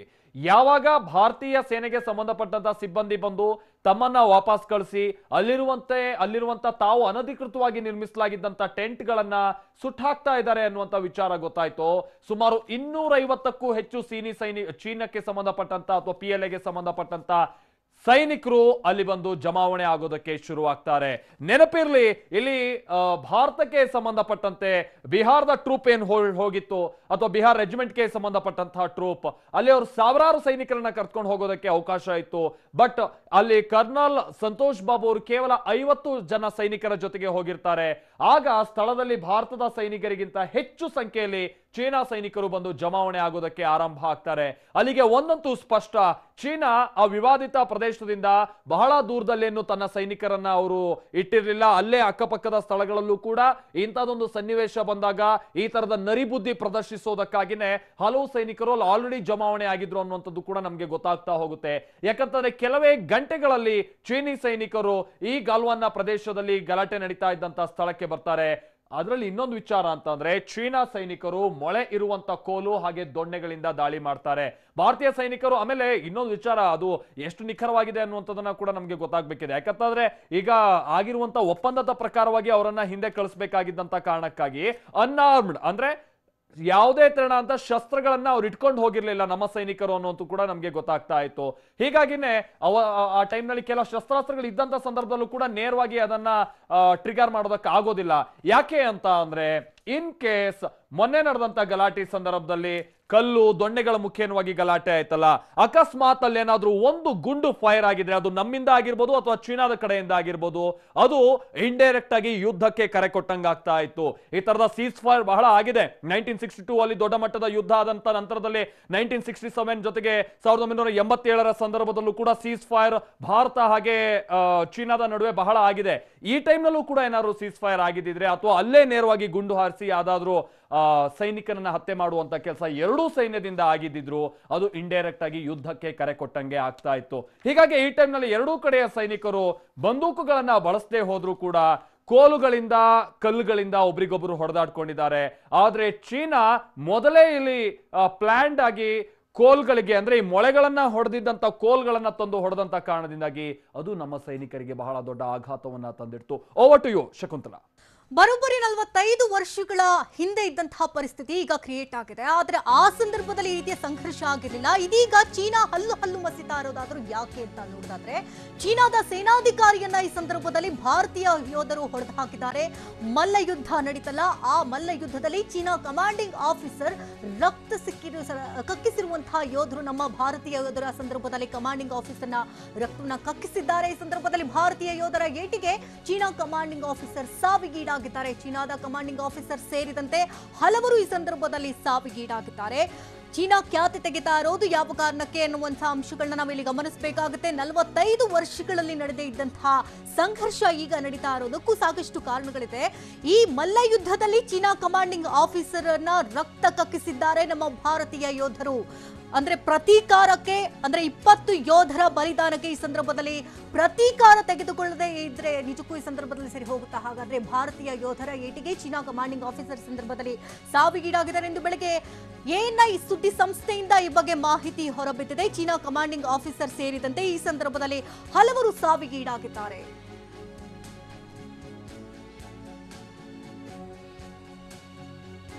ಇನ್ನು ಚೀನಾದ ಸೇನಾ ಕಮಾಂಡಿಂಗ್ ಆಫೀಸರ್ನೂ ಕೂಡ ಈ ಸಂದರ್ಭದಲ್ಲಿ ಭಾರತೀಯ ಸೇನೆ ಹೊಡೆದುರುಳಿಸಿದೆ. ಇದಕ್ಕೆ ಸಂಬಂಧಪಟ್ಟಂತ ಮತ್ತಷ್ಟು ಮಾಹಿತಿಗಳನ್ನ ನಿಮಗೆ ಕೊಡ್ತಾರೆ Maltesh. Over to you Maltesh. Thank you Shakuntala. ಇಲ್ಲಿ ಇನ್ನೊಂದು ವಿಚಾರ ಅಂತ ಅಂದ್ರೆ, ಗಲ್ವಾನ್ ಅನ್ನುವಂತಹ ಪ್ರದೇಶ ಅಥವಾ ಎರಡೂ ಬದಿಯ ಸೈನಿಕರು ಸೇರಿದಂತಹ ಪ್ರದೇಶ ಏನಿತ್ತು, ಬಹಳ ಕಿರಿದಾದಂತಹ ಪ್ರದೇಶ, ಅಂದ್ರೆ ಬಹಳ ಎತ್ತರವಾದಂತಹ ಒಂದು ಗುಡ್ಡದ ಪ್ರದೇಶ, ಅದರ ಕೆಳಗೆ ಬಹಳ ದೊಡ್ಡ ಮಟ್ಟದಲ್ಲಿ ಕಂದಕ ಇರುವಂತಹ ಪ್ರದೇಶಗಳು, ಅಂದ್ರೆ ಬಹಳ ಎತ್ತರದ ಪ್ರದೇಶ ಅದು. ಹೀಗಾಗಿನೇ ಅಂತ ಪ್ರದೇಶದಲ್ಲಿ ಬಹಳ ಮಂದಿ ನಿಂತು ಹೊಡೆದಾಡ್ಕೊಳ್ಳೋದಕ್ಕೂ ಕೂಡ ಅವಕಾಶ ಇಲ್ಲದೆ ಇರುವಂತಹ ಸ್ಥಳ. ಆ ಕಾರಣಕ್ಕಾಗಿನೇ ಎರಡೂ ಕಡೆಯ ಸೈನಿಕರು ಕೂಡ ಹೆಚ್ಚಿಗೆ ಸಾಯೋದಕ್ಕೆ ಕಾರಣ ಆಯ್ತು. ಅಲ್ಲಿ ಕರ್ನಲ್ ಸಂತೋಷ್ ಅವರಿಗೆ ಸಂಬಂಧಪಟ್ಟ ಹಾಗೆ ಅವರ ತಂದೆ ಸೇನಾಧಿಕಾರಿ ಕೊಟ್ಟಂತ ಮಾಹಿತಿಯನ್ನ ಆಧರಿಸಿ ಹೇಳ್ತಾ ಇದ್ರು, ಅವರ ಮಗನನ್ನ ದೂಡಲಾಯ್ತಂತೆ. ಆಗ ಅವರು ಹೋಗಿ ಕಂದಕಕ್ಕೆ ಬೀಳ್ತಾರೆ. ಅವ್ರ ಜೊತೆಗೆ 3 ಸೈನಿಕರು ಕೂಡ ಇರ್ತಾರೆ. ನೀರಿದ್ದಂತಹ ಕಂದಕ, ಕೂಡಲೇ ಅವರನ್ನ ಎತ್ಕೊಂಡು ಕರ್ಕೊಂಡ್ ಬರುವಂತ ಕೆಲಸ ಆಗುತ್ತೆ. ಆದ್ರೆ ಅವರು ಬದುಕು ಉಳಿಯೋದಿಲ್ಲ. ಇನ್ನೊಂದು ವಿಚಾರ ಅಂತ ಅಂದ್ರೆ, ಬಹಳ ಉಷ್ಣಾಂಶ ಕಡಿಮೆ ಇರುವಂತಹ ಪ್ರದೇಶಗಳಾಗಿರುತ್ತವೆ. ತುಂಬಾ ಎಕ್ಸೈಟ್ ಆಗೋಕ್ಕೂ ಕೂಡ ಇರಲ್ಲ, ಬಹಳ ಸಿಟ್ಟನ್ನ ಕೂಡ ತೋರಿಸೋದಕ್ಕೂ ಕೂಡ ಆಗದೆ ಇರುವಂತಹ ಸನ್ನಿವೇಶ ಅಲ್ಲಿರುವಂತದ್ದು. ಹಾಗಾಗಿ ನಮ್ಮನ್ನು ನಾವು ಬಹಳ ಹತೋಟಿಯಲ್ಲಿ ಇಟ್ಕೊಳ್ಬೇಕು. ಇಲ್ಲ ಅಂತಂದ್ರೆ ಉಸಿರಾಟದ ಸಮಸ್ಯೆ ಆಗಿ ಅಲ್ಲೇ ಹೃದಯಾಘಾತಕ್ಕೊಳಗಾಗಿ ಮೃತಪಡುವಂತ ಚಾನ್ಸಸ್ ಕೂಡ ಇರುತ್ತೆ. ಸೊ ಅಂತ ಪ್ರದೇಶದಲ್ಲಿ ಗಲಾಟೆ ಆಗಿದ್ದು. ಕೇವಲ ಭಾರತಕ್ಕೆ ಸಂಬಂಧಪಟ್ಟಂತೆ ನಾವು ಕರ್ನಲ್ ಸಂತೋಷ್ ಬಾಬು ಅವರು ಸೇರಿದ ಹಾಗೆ ಈ ತರ ಯೋಧರನ್ನ ಕಳ್ಕೊಂಡಿದ್ದಲ್ಲ, ಚೀನಾಗೂ ಕೂಡ ಬಹಳ ಆಘಾತ ಆಗಿದೆ. ಚೀನಾದ ಸೇನಾಧಿಕಾರಿಯನ್ನು ಕೂಡ ಭಾರತೀಯ ಯೋಧರು ಹೊಡೆದಾಕಿದ್ದಾರೆ ಅನ್ನೋದು ಗೊತ್ತಾಗ್ತಾ ಇದೆ. ಅಂದ್ರೆ ಅದು ನೇರವಾಗಿ ಗನ್ನ ಮುಖಾಂತರವಾಗಿ ಅಥವಾ ಬುಲೆಟ್ ನ ಮುಖೇನವಾಗಿ ಅಲ್ಲ. ಇದೇ ತರಣ ಅಂತ ಮಲ್ಲ ಯುದ್ಧದಲ್ಲಿ ಚೀನಾದ ಕಮಾಂಡಿಂಗ್ ಆಫೀಸರ್ ರಕ್ತ ಕಕ್ಕಿಸಿದ್ದಾರೆ ನಮ್ಮ ಯೋಧರು ಅನ್ನುವಂಥದ್ದು ಗೊತ್ತಾಗ್ತಾ ಇದೆ. ಆಮೇಲೆ ಇನ್ನೊಂದು ವಿಚಾರ ಅಂತ ಅಂದ್ರೆ, ಚೀನಾದ ಮುಖವಾಣಿ ಅಂತಾನೆ ನಾವು ಪರಿಗಣಿಸ್ತೀವಿ, ಅಥವಾ ಗ್ಲೋಬಲ್ ನ್ಯೂಸ್. ಯಾಕಂತಂದ್ರೆ ನಮ್ಮಲ್ಲಿರುವಂತ ಮಾಧ್ಯಮ ಸ್ವಾತಂತ್ರ್ಯ ಚೀನಾದಲ್ಲಿ ಇಲ್ಲ. ಸೊ ಅಲ್ಲಿ ಕೆಲವೊಂದಷ್ಟು ಪತ್ರಿಕೆಗಳು, ಕೆಲವೊಂದಷ್ಟು ಚಾನೆಲ್ಗಳು ಅದು ಕೂಡ ಸರ್ಕಾರ ಹೇಳಿದಂತ ಮಾಹಿತಿಯನ್ನು ಮಾತ್ರ ಬಿತ್ತರಿಸುತ್ತವೆ. ಸೊ ಆ ಗ್ಲೋಬಲ್ ನ್ಯೂಸ್ಗೆ ಸಂಬಂಧಪಟ್ಟಂತಹ ಎಡಿಟರ್ ಓರ್ವರೇ ನಿನ್ನೆ ಟ್ವೀಟ್ ಮಾಡಿದ್ದ ಮುಖೇನವಾಗಿ, ನನಗೆ ಸಿಕ್ಕಿರುವಂತ ಮಾಹಿತಿ ಪ್ರಕಾರವಾಗಿ 5 ಜನ ಮೃತಪಟ್ಟಿದ್ದಾರೆ ಅನ್ನುವಂಥದ್ದು ಮೊದಲಿಗೆ ಅವ್ರು ಹೇಳಿದ್ರು. ಆಮೇಲೆ ಗೊತ್ತಾಯ್ತು 45ಕ್ಕಿಂತ ಹೆಚ್ಚಿನ ಮಂದಿ ಅಲ್ಲಿ ಚೀನಾಕ್ಕೆ ಸಂಬಂಧಪಟ್ಟಂತವರು ಕೂಡ ಮೃತಪಟ್ಟಿದ್ದಾರೆ ಅಂತ. ಸೊ ಭಾರತೀಯ ಯೋಧರ ಏಟಿಗೆ ಅದರಲ್ಲಿ ಚೀನಾದ ಕಮಾಂಡಿಂಗ್ ಆಫೀಸರ್ ಕೂಡ ಒಬ್ಬರಿದ್ರು, ಅವರು ಕೂಡ ಸಾವನ್ನಪ್ಪಿದ್ದಾರೆ ಅನ್ನುವಂಥದ್ದು ಗೊತ್ತಾಗ್ತಾ ಇದೆ. ಆಮೇಲೆ ಚೀನಾದ ಕಮಾಂಡಿಂಗ್ ಆಫೀಸರ್ ಸೇರಿ ಹಲವರು ಸಾವನ್ನಪ್ಪಿದ್ದಾರೆ ಅನ್ನೋದು ಗೊತ್ತಾಗ್ತಾ ಇದೆ. ಸೊ ಭಾರತಕ್ಕೆ ಸಂಬಂಧಪಟ್ಟಂತೆ ಎಎನ್ಐ ಸುದ್ದಿ ಸಂಸ್ಥೆ ಕೊಟ್ಟಿರುವಂತಹ ಮಾಹಿತಿಯನ್ನ ಆಧರಿಸಿ ಹೇಳೋದಾದ್ರೆ, ಸುಮಾರು 43ರಿಂದ 45 ಮಂದಿ ಮೃತಪಟ್ಟಿದ್ದಾರೆ ಅಂತ ಎಎನ್ಐ ಸರ್ಕಾರದ ಉನ್ನತ ಮೂಲಗಳ ಮಾಹಿತಿಯನ್ನ ಆಧರಿಸಿ ನಿನ್ನೆ ಒಂದು ಡೀಟೇಲ್ಸ್ ಅನ್ನ ಕೊಟ್ಟಿತ್ತು. ಸೊ ಇವತ್ತು ಬೆಳಗ್ಗೆ ಎಎನ್ಐ ಹೇಳಿರೋ ಪ್ರಕಾರವಾಗಿಯೂ ಕೂಡ ಚೀನಾದ ಕಮಾಂಡಿಂಗ್ ಆಫೀಸರ್ ಮೃತಪಟ್ಟಿದ್ದಾರೆ ಅನ್ನೋದು ಗೊತ್ತಾಗ್ತಾ ಇದೆ. ಇನ್ನೊಂದು ವಿಚಾರ, ಭಾರತ ಹಾಗೆ ಚೀನಾಕ್ಕೆ ಇರುವ ವ್ಯತ್ಯಾಸ ಏನು ಅಂತಂದ್ರೆ, ಭಾರತ ನಮ್ಮಲ್ಲಿ ಯಾವ್ಯಾವ ಸೈನಿಕರು ಮೃತಪಟ್ಟಿದ್ದಾರೆ ಅನ್ನುವಂತ ಕಂಪ್ಲೀಟ್ ಆದಂತ ಮಾಹಿತಿಯನ್ನ ಕೊಡೋದ್ರ ಜೊತೆಗೆ ಅವರ ಕುಟುಂಬಕ್ಕೆ ಸೇರಬೇಕಾದಂತಹ ಪರಿಹಾರ, ಅದರ ಜೊತೆಗೆ ಆ ಯೋಧನಿಗೆ, ಆ ವೀರ ಯೋಧನಿಗೆ ಮೃತಪಟ್ಟಂತ ನಂತರದಲ್ಲಿ ಸಲ್ಲಬೇಕಾದಂತಹ ಸರ್ಕಾರಿ ಗೌರವಗಳು, ಇದೆಲ್ಲವನ್ನು ಕೂಡ ಬಹಳ ಬಹಿರಂಗವಾಗಿಯೇ ಸಲ್ಲಿಸುತ್ತೆ. ಆದ್ರೆ ಚೀನಾದಲ್ಲಿ ಹಾಗಿಲ್ಲ. ಹೇಳಿ ಚೀನಾದಲ್ಲಿ ವಾಕ್ ಸ್ವಾತಂತ್ರ್ಯ ಇಲ್ಲ, ಪತ್ರಿಕಾ ಸ್ವಾತಂತ್ರ್ಯ ಇಲ್ಲ. ಈ ಕಾರಣಕ್ಕಾಗಿ ಯಾರು ಮೃತಪಟ್ಟರು ಏನು ಎತ್ತ ಅನ್ನುವಂಥದ್ದು ಸರ್ಕಾರ ಹೇಳಿದಂತ ಮಾಹಿತಿಯನ್ನ ಮಾತ್ರ ಅವರು ಅಧಿಕೃತವಾಗಿ ಇಟ್ಕೊಳ್ಬೇಕಾಗುತ್ತೆ. ಆಮೇಲೆ ಇನ್ನೊಂದು ವಿಚಾರ ಅಂತ ಅಂದ್ರೆ, ಹಲವು ತಜ್ಞರು ಹೇಳಿರೋ ಪ್ರಕಾರವಾಗಿನೇ ಭಾರತದ ಸೈನಿಕರು ಸುಮಾರು 50ರಷ್ಟಿದ್ರು. ಈ ಕಾರಣಕ್ಕಾಗಿ 20 ಮಂದಿ ಮೃತಪಟ್ಟರು. ಚೀನಾದ ಸೈನಿಕರು ಸುಮಾರು 250ಕ್ಕಿಂತ ಹೆಚ್ಚಿದ್ದಂತ ಕಾರಣದಿಂದಾಗಿ ಅಲ್ಲಿ ಕ್ಯಾಶುಯಾಲಿಟೀಸ್ 100% ಜಾಸ್ತಿ ಆಗಿರುತ್ತೆ ಅನ್ನುವಂಥದ್ದನ್ನ ಕೂಡ ಹೇಳ್ತಾರೆ. ಯಾಕಂದ್ರೆ ನಾನು ಮೊದಲೇ ಹೇಳಿದಾಗೆ ಬಹಳ ಕಿರಿದಾದ ಪ್ರದೇಶ, ಬಹಳ ಜನ ಸೇರೋದಕ್ಕೂ ಕೂಡ ಆಗೋದಿಲ್ಲ. ಇಂಥ ಪ್ರದೇಶದಲ್ಲಿ ಬಲಾಬಲಕ್ಕಿಂತ ಸ್ವಲ್ಪ ಎಡವಿ ಅವರು ಕೆಳಗೆ ಬಿದ್ರು ಕೂಡ ಸಾವು ಖಚಿತ ಅನ್ನುವಂಥ ಸನ್ನಿವೇಶ ಇರುತ್ತೆ. ಹೀಗಾಗಿನೇ ಚೀನಾಗೆ ಸಂಬಂಧಪಟ್ಟಂತೆ ಬಹಳ ಹೆಚ್ಚಿನ ಕ್ಯಾಶುಯಾಲಿಟೀಸ್ ಆಗಿರುವಂತಹ ಚಾನ್ಸಸ್ ತುಂಬಾ ಇದೆ ಅನ್ನುವಂಥದ್ದು ಬಹಳ ಸ್ಪಷ್ಟವಾಗಿ ಗೊತ್ತಾಗ್ತಾ ಇದೆ. Over to you Shakuntala. ಈಗಾಗಲೇ ನಾವು ಗಮನಿಸಿದಂತೆ ಈಗ ಚೀನಾ ನಮ್ಮ ವಿರುದ್ಧವಾಗಿ ಪಾಕ್ನು ಕೂಡ ಈಗಾಗಲೇ ಎತ್ತು ಕಟ್ಟಿದೆ. ಅಂದ್ರೆ ನಮಗೆ ಸಾಂಪ್ರದಾಯಿಕ ಎದುರಾಳಿಯಾಗಿ ಈಗಾಗಲೇ ಪಾಕ್ ಇರೋದ್ರಿಂದ ಈ ಹಿಂದೆ ಸರ್ಜಿಕಲ್ ಸ್ಟ್ರೈಕ್ ಅನ್ನು ನಡೆಸಿತ್ತು. ಹಾಗಾದ್ರೆ ಈಗ ಚೀನಾದ ವಿರುದ್ಧವಾಗಿ ನೇರವಾಗಿ ಹಣಾಹಣಿಗೆ ಇಳಿಬೇಕಾಗತ್ತಾ? ಅಂದ್ರೆ ಕುತಂತ್ರಿ ಚೀನಾದ ಹೆರೆಮುರಿಯನ್ನ ಕಟ್ಟುವುದಾದ್ರೂ ಹೇಗೆ ಈ ಸಂದರ್ಭದಲ್ಲಿ? ಅಂದ್ರೆ ಲಡಾಖ್ನಲ್ಲಿ ಚೀನಾ ಭಾರತದ ಸೈನಿಕರ ಸಂಘರ್ಷದ ವಿಚಾರಕ್ಕೆ ಸಂಬಂಧಪಟ್ಟಂತ ಅಪ್ಡೇಟ್ ಸಿಗ್ತಾ ಇದೆ. 4 ಭಾರತೀಯ ಯೋಧರ ಸ್ಥಿತಿ ಈ ಸಂದರ್ಭದಲ್ಲಿ ಗಂಭೀರವಾಗಿದೆ. ಭಾರತ ಹಾಗೂ ಚೀನಾ ನಡುವೆ ನಡೆದಂತಹ ಘರ್ಷಣೆಯಲ್ಲಿ ಇನ್ನು 4 ಭಾರತೀಯ ಸೈನಿಕರ ಆರೋಗ್ಯ ಸ್ಥಿತಿ ಈ ಸಂದರ್ಭದಲ್ಲಿ ಗಂಭೀರವಾಗಿದೆ ಅಂತ ಉನ್ನತ ಮೂಲಗಳಿಂದ ಮಾಹಿತಿ ಸಿಗ್ತಾ ಇದೆ. ಸೇನೆಯ ಆಸ್ಪತ್ರೆಯಲ್ಲಿ ಗಾಯಗೊಂಡಂತಹ ಯೋಧರಿಗೆ ಟ್ರೀಟ್ಮೆಂಟ್ ಕೂಡ ಈ ಸಂದರ್ಭದಲ್ಲಿ ಕೊಡಲಾಗ್ತಾ ಇದೆ. ಚೀನಾ ಸೈನಿಕರ ಜೊತೆಗಿನ ಘರ್ಷಣೆಯಲ್ಲಿ ಈ 4 ಯೋಧರು ಗಾಯಗೊಂಡಿದ್ರು. ಇನ್ನು ಸೋಮವಾರ ಸಂಜೆ ಪೂರ್ವ ಲಡಾಖ್ನ ಗಾಲ್ವಾನ್ ಕಣಿವೆ ಘರ್ಷಣೆ ನಡೆದಿದ್ದು ಭಾರತದ 20 ಯೋಧರು ಹುತಾತ್ಮರಾಗಿದ್ದಾರೆ ಅಂತ ಸೇನೆ ದೃಢಪಡಿಸಿದೆ. ಇದೇ ಸಂದರ್ಭದಲ್ಲಿ 4 ಯೋಧರ ಸ್ಥಿತಿ ಗಂಭೀರವಾಗಿದೆ. ಅವರಿಗೆ ಹೆಚ್ಚಿನ ಟ್ರೀಟ್ಮೆಂಟ್ ಕೂಡ ಈ ಸಂದರ್ಭದಲ್ಲಿ ಕೊಡಲಾಗ್ತಾ ಇದೆ. ಇನ್ನು 20 ಯೋಧರು ಈ ಸಂದರ್ಭದಲ್ಲಿ ಸಾವಿಗೀಡಾಗಿದ್ದಾರೆ ಅಂತ ಅಧಿಕೃತವಾಗಿ ಮಾಹಿತಿಯನ್ನು ಕೊಟ್ಟಿದೆ. ಜೊತೆಗೆ 4 ಯೋಧರ ಸ್ಥಿತಿ ಗಂಭೀರವಾಗಿದೆ ಅನ್ನುವಂಥ ಮಾಹಿತಿ ಕೂಡ ಇದೀಗ ಉನ್ನತ ಮೂಲಗಳಿಂದ ಸಿಗ್ತಾ ಇದೆ. ಇದಕ್ಕೆ ಸಂಬಂಧಪಟ್ಟಂತ ಮತ್ತಷ್ಟು ಅಪ್ಡೇಟ್ಸ್ ಅನ್ನು ಕೊಡ್ತಾರೆ Maltesh. Over to you Maltesh. Thank you Shakuntala. As expected ಇಲ್ಲಿ ನಿರೀಕ್ಷೆ ಇತ್ತು ಖಂಡಿತವಾಗಿಯೂ ಕೂಡ. ಯಾಕಂತ ಅಂದ್ರೆ ಇಲ್ಲೂ ಇನ್ಫ್ಯಾಕ್ಟ್ ನಾವು ಇನ್ನೊಂದು ಉದಾಹರಣೆಯನ್ನ ತೆಗೆದುಕೊಳ್ಳೋಣ. ಚೀನಾಗೆ ಸಂಬಂಧಪಟ್ಟಂತ ಮತ್ತೊಂದು ಸುದ್ದಿ ಸಂಸ್ಥೆಯ ಪ್ರಮುಖರೇ ಹೇಳಿರೋ ಪ್ರಕಾರವಾಗಿ, ಅಂದ್ರೆ ಅವರು ಭಾರತದ ಮೇಲೆ ಈ ತಪ್ಪನ್ನ ಎತ್ತಾಕುವಂತ ನಿಟ್ಟಿನಲ್ಲಿ ಉಲ್ಲೇಖ ಮಾಡಿದಂತ ವಿಚಾರ ಇದು. ಭಾರತದ 20 ಸೈನಿಕರು ಮೃತಪಟ್ಟಿದ್ದಾರೆ ಅನ್ನುವಂತ ವಿಚಾರ ಕೇಳಿ ನಮ್ಗೆ ತುಂಬಾ ದುಃಖ ಆಯ್ತು. ಆದ್ರೆ ಭಾರತದ 20 ಸೈನಿಕರು ಮೃತಪಡೋದಕ್ಕೆ ಕಾರಣ ಅಂತಂದ್ರೆ ಆ ದೇಶ ಅಥವಾ ಆ ಸರ್ಕಾರ, ಅಂದ್ರೆ ಭಾರತ ಸರ್ಕಾರ ತನ್ನ ಸೈನಿಕರಿಗೆ ಸರಿಯಾಗಿ ಸವಲತ್ತನ್ನ ಕಲ್ಪಿಸದೇ ಇರುವಂತ ಕಾರಣಕ್ಕಾಗಿನೇ 20 ಮಂದಿ ಮೃತಪಟ್ಟಿದ್ದಾರೆ ಅಂತ ಆ ವರದಿಗಾರರೊಬ್ರು ಉಲ್ಲೇಖ ಮಾಡಿದ್ರು. ಅದಕ್ಕೆ ಅವ್ರು ಕೊಟ್ಟಿದ್ದಂತ ಕಾರಣ ಏನು ಅಂತ ಅಂದ್ರೆ, ಬಹಳ ಗಲಾಟೆ ಆದಂತ ನಂತರದಲ್ಲಿ ತತ್ಕ್ಷಣಕ್ಕೆ ಆಂಬ್ಯುಲೆನ್ಸ್ಗಳು ಹೋಗಿ ಅವರಿಗೆ ಹಾಸ್ಪಿಟಾಲಿಟಿ ಮಾಡುವಂಥದ್ದು ಅಥವಾ ಹಾಸ್ಪಿಟಲೈಸ್ ಮಾಡುವಂಥದ್ದು ಈ ತರದ ಕೆಲಸ ಆಗದೆ ಇರುವಂತ ಕಾರಣಕ್ಕಾಗಿನೇ ಭಾರತೀಯ ಸೈನಿಕರ ಸಾವಿನ ಸಂಖ್ಯೆ ಹೆಚ್ಚಾಗೋದಕ್ಕೆ ಕಾರಣ ಆಯ್ತು ಅಂತ ಚೀನಾ ಸುದ್ದಿ ಸಂಸ್ಥೆಗೆ ಸಂಬಂಧಪಟ್ಟಂತ ಪ್ರಮುಖ ಪತ್ರಕರ್ತರು ಹೇಳಿದ್ರು. ಬಹುಶಃ ಇರಬಹುದು. ಯಾಕಂತಂದ್ರೆ ಇವತ್ತು ಬೆಳಗ್ಗೆಯಿಂದ ನಾವು ಬಹಳಷ್ಟು ಮಂದಿಯ ತಜ್ಞರ ಜೊತೆಗೆ ಮಾತನಾಡಿದಂತ ಸಂದರ್ಭದಲ್ಲಿ ಇನ್ಫ್ಯಾಕ್ಟ್ ಗಾಲ್ವಾನ್ ಸೇರಿದ ಹಾಗೆ ಬಹಳಷ್ಟು ಆ ತರದ ಕಣಿವೆ ಪ್ರದೇಶದಲ್ಲಿ ಕಾರ್ಯನಿರ್ವಹಿಸಿದಂತಹ ಪ್ರಮುಖರು ಹೇಳಿರೋ ಪ್ರಕಾರವಾಗಿ ಅಂತ ಪ್ರದೇಶಗಳಲ್ಲಿ ಕಾರ್ಯನಿರ್ವಹಿಸುವಾಗ ಏನಾದ್ರೂ ಸೈನಿಕರಿಗೆ ಸಮಸ್ಯೆ ಆದ್ರೆ ತಕ್ಷಣಕ್ಕೆ ಅವರಿಗೆ ಹಾಸ್ಪಿಟಲೈಸ್ ಮಾಡೋದಕ್ಕೆ ಹಲವು ಗಂಟೆಗಳೇ ಬೇಕಾಗುತ್ತೆ. ಯಾಕಂತ ಅಂದ್ರೆ ಅಲ್ಲಿ ಏರ್ ಲಿಫ್ಟ್ ಮಾಡೋದಕ್ಕೂ ಕೂಡ ಸಾಧ್ಯ ಇಲ್ಲದೆ ಇರುವಂತಹ ಸನ್ನಿವೇಶ. ಅಪಾಚೆ ಅಂತ ಕೆಲವೊಂದು ಹೆಲಿಕಾಪ್ಟರ್ಗಳು ಓಡಾಡ್ತವೆ ಬಿಟ್ರೆ ಅಲ್ಲಿ ಯುದ್ಧ ವಿಮಾನಗಳೆಲ್ಲ ಓಡಾಡುವಂತದ್ದು ದೂರದ ಮಾತು. ಇನ್ನು ಹೆಲಿಕಾಪ್ಟರ್ಗಳು ಓಡಾಡುವಂತ ಸಂದರ್ಭದಲ್ಲೂ ಕೂಡ ಏರ್ ಲಿಫ್ಟ್ ಮಾಡೋದಕ್ಕೆ ಅವಕಾಶಗಳು ತೀರಾ ಕಮ್ಮಿ ಇರುತ್ತೆ. ಅಂತ ಪೀಕ್ ಅಂತ ಪ್ರದೇಶಗಳಿಗೆ ಹೋದಂತ ಸಂದರ್ಭದಲ್ಲಿ ಯಾವುದೇ ಏರ್ಕ್ರಾಫ್ಟ್ ಗಳ ಇಂಜಿನ್ಗಳು ತನ್ನ ಸಾಮರ್ಥ್ಯವನ್ನ ಕಳೆದುಕೊಳ್ಳುತ್ತವೆ. ಬಹಳಷ್ಟು ಸಂದರ್ಭದಲ್ಲಿ ಕೆಲವೇ ತೂಕದಷ್ಟು ವಸ್ತುಗಳನ್ನ ಎತ್ತೋದಕ್ಕೂ ಕೂಡ ಆಗಲ್ಲ. ಅಂತಹ ವೆದರ್ ಕಂಡೀಷನ್ ಅಲ್ಲಿ ಇರುತ್ತೆ ಅನ್ನುವಂಥದ್ದನ್ನ ನಮ್ಮ ಜೊತೆಗೆ ಮಾತನಾಡ್ತಾ ಇದ್ದಂತ ಪ್ರದೇಶಗಳಲ್ಲಿ ಕಾರ್ಯನಿರ್ವಹಿಸಿದಂತ ಸೇನಾಧಿಕಾರಿಗಳು ಕೂಡ ಹೇಳ್ತಾ ಇದ್ರು, ಹಿಂದಿನ ಅಧಿಕಾರಿಗಳು. ಹಾಗೇನೆ ಈಗ ಆಲ್ರೆಡಿ 20 ಮಂದಿ ಮೃತಪಟ್ಟಿರುವಂತದ್ದು ಬಹಳ ದುರ್ದೈವದ ಸಂಗತಿ. ಇನ್ನು ಇದರ ಜೊತೆಗೇನೆ 4 ಭಾರತೀಯ ಯೋಧರು ಏನು ಗಾಯಗೊಂಡಿದ್ದಾರಲ್ಲ ಅವರ ಸ್ಥಿತಿ ಬಹಳ ಗಂಭೀರವಾಗಿದೆ ಅನ್ನೋದು ಗೊತ್ತಾಗ್ತಾ ಇದೆ. ಸದ್ಯ ಸೇನೆಯ ಆಸ್ಪತ್ರೆಯಲ್ಲಿ ಗಾಯಗೊಂಡಂತಹ ಯೋಧರಿಗೆ ಟ್ರೀಟ್ಮೆಂಟ್ ಕೊಡುವಂತ ಕೆಲಸವೂ ಕೂಡ ನಡೀತಾ ಇದೆ ಅನ್ನುವಂತ ವಿಚಾರ ಗೊತ್ತಾಗ್ತಾ ಇದೆ ನಮ್ಗೆ. ಚೀನಾ ಸೈನಿಕರ ಜೊತೆಗಿನ ಘರ್ಷಣೆಯಲ್ಲಿ ಇವರೆಲ್ಲ ಗಾಯಗೊಂಡಿದ್ದಂತಹ ಯೋಧರು ಅನ್ನುವಂಥದ್ದನ್ನ ನಾವು ಗಮನಿಸಬೇಕು. ಇನ್ನೊಂದು ವಿಚಾರ ಅಂತ ಅಂದ್ರೆ, ಒಂದು ಚೀನಾ ಸೇನೆ ತಾನು ಮೊದಲೇ ಸಿದ್ಧ ಮಾಡ್ಕೊಂಡು ಬಂದಿದ್ದಂತ ಮೊಳೆ ಹೊಡೆದಂತ ಕೋಲುಗಳು ಜೊತೆಗೆ ದೊಣ್ಣೆಗಳ ಮುಖಾಂತರವಾಗಿ ಹಲ್ಲೆ ನಡೆಸಿದಂಥದ್ದು ಒಂದು ಕಾರಣ ಇದ್ರೆ, ಎರಡನೆಯದಾಗಿ ನಾನು ಮೊದಲೇ ಹೇಳಿದಾಗೆ ಅಂತಹ ಪೀಕ್ ಮೌಂಟೇನ್ ಪ್ರದೇಶಗಳಲ್ಲಿ ಕಾರ್ಯನಿರ್ವಹಿಸುವಂತಹ ಸಂದರ್ಭದಲ್ಲಿ ಬಹಳ ಎಕ್ಸೈಟ್ಮೆಂಟ್ಗೆ ಒಳಗಾಗೋ ಹಾಗಿಲ್ಲ, ಬಹಳ ಖುಷಿನೂ ಪಡೋ ಹಾಗಿರೋದಿಲ್ಲ, ಬಹಳ ಸಿಟ್ಟನ್ನು ಕೂಡ ನಾವು ಕಂಟ್ರೋಲ್ ಮಾಡ್ಕೊಳ್ಬೇಕಾಗುತ್ತೆ. ಉಸಿರಿನ ಏರಿಳಿತ ಸ್ವಲ್ಪ ಬದಲಾದ್ರೂ ಕೂಡ ಉಸಿರಾಡೋದಕ್ಕೇನೆ ಸಮಸ್ಯೆ ಆಗಬಹುದಾದಂತಹ ಸನ್ನಿವೇಶಗಳು ಕೂಡ ನಿಮ್ಗೆ ಕ್ರಿಯೇಟ್ ಆಗ್ಬೋದು. ಬಹುಶಃ ನೀವು ಗಮನಿಸಿರ್ಬೋದು, ಲೇ ಲಡಾಖ್ಗೆ ಸಾವಿರಾರು ಪ್ರಯಾಣಿಕರು ಪ್ರತಿ ವರ್ಷನೂ ಕೂಡ ಹೋಗ್ತಾರೆ, ನಮ್ಮ ಕರ್ನಾಟಕದಿಂದನೂ ಕೂಡ ಹೋಗ್ತಾರೆ.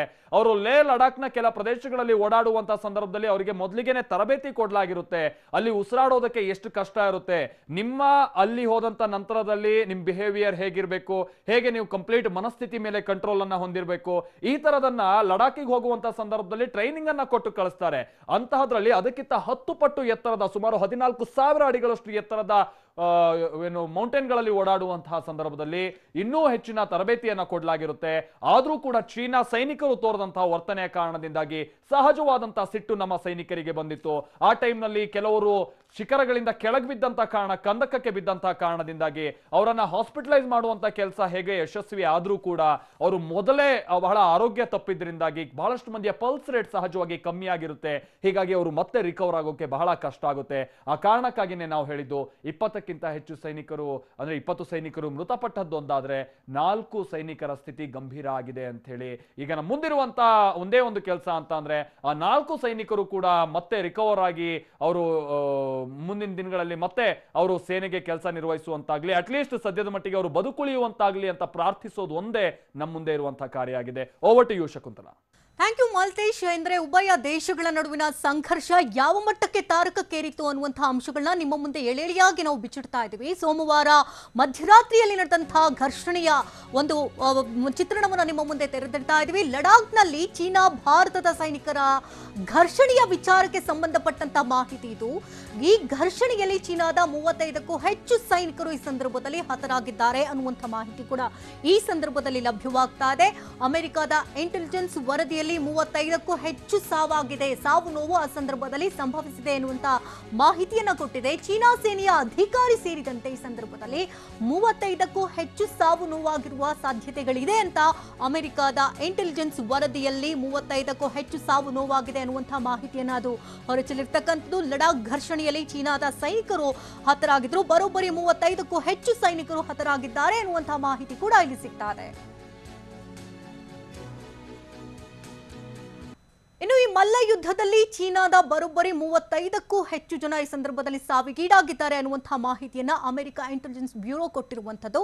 ಇದಕ್ಕೆ ಸಂಬಂಧಪಟ್ಟಂತ ಇನ್ ಡೀಟೇಲ್ಸ್ ಅನ್ನ ಮಾಹಿತಿಯನ್ನ ಕೊಡ್ತಾರೆ ಮಾಲ್ತೇಶ್. Over to you.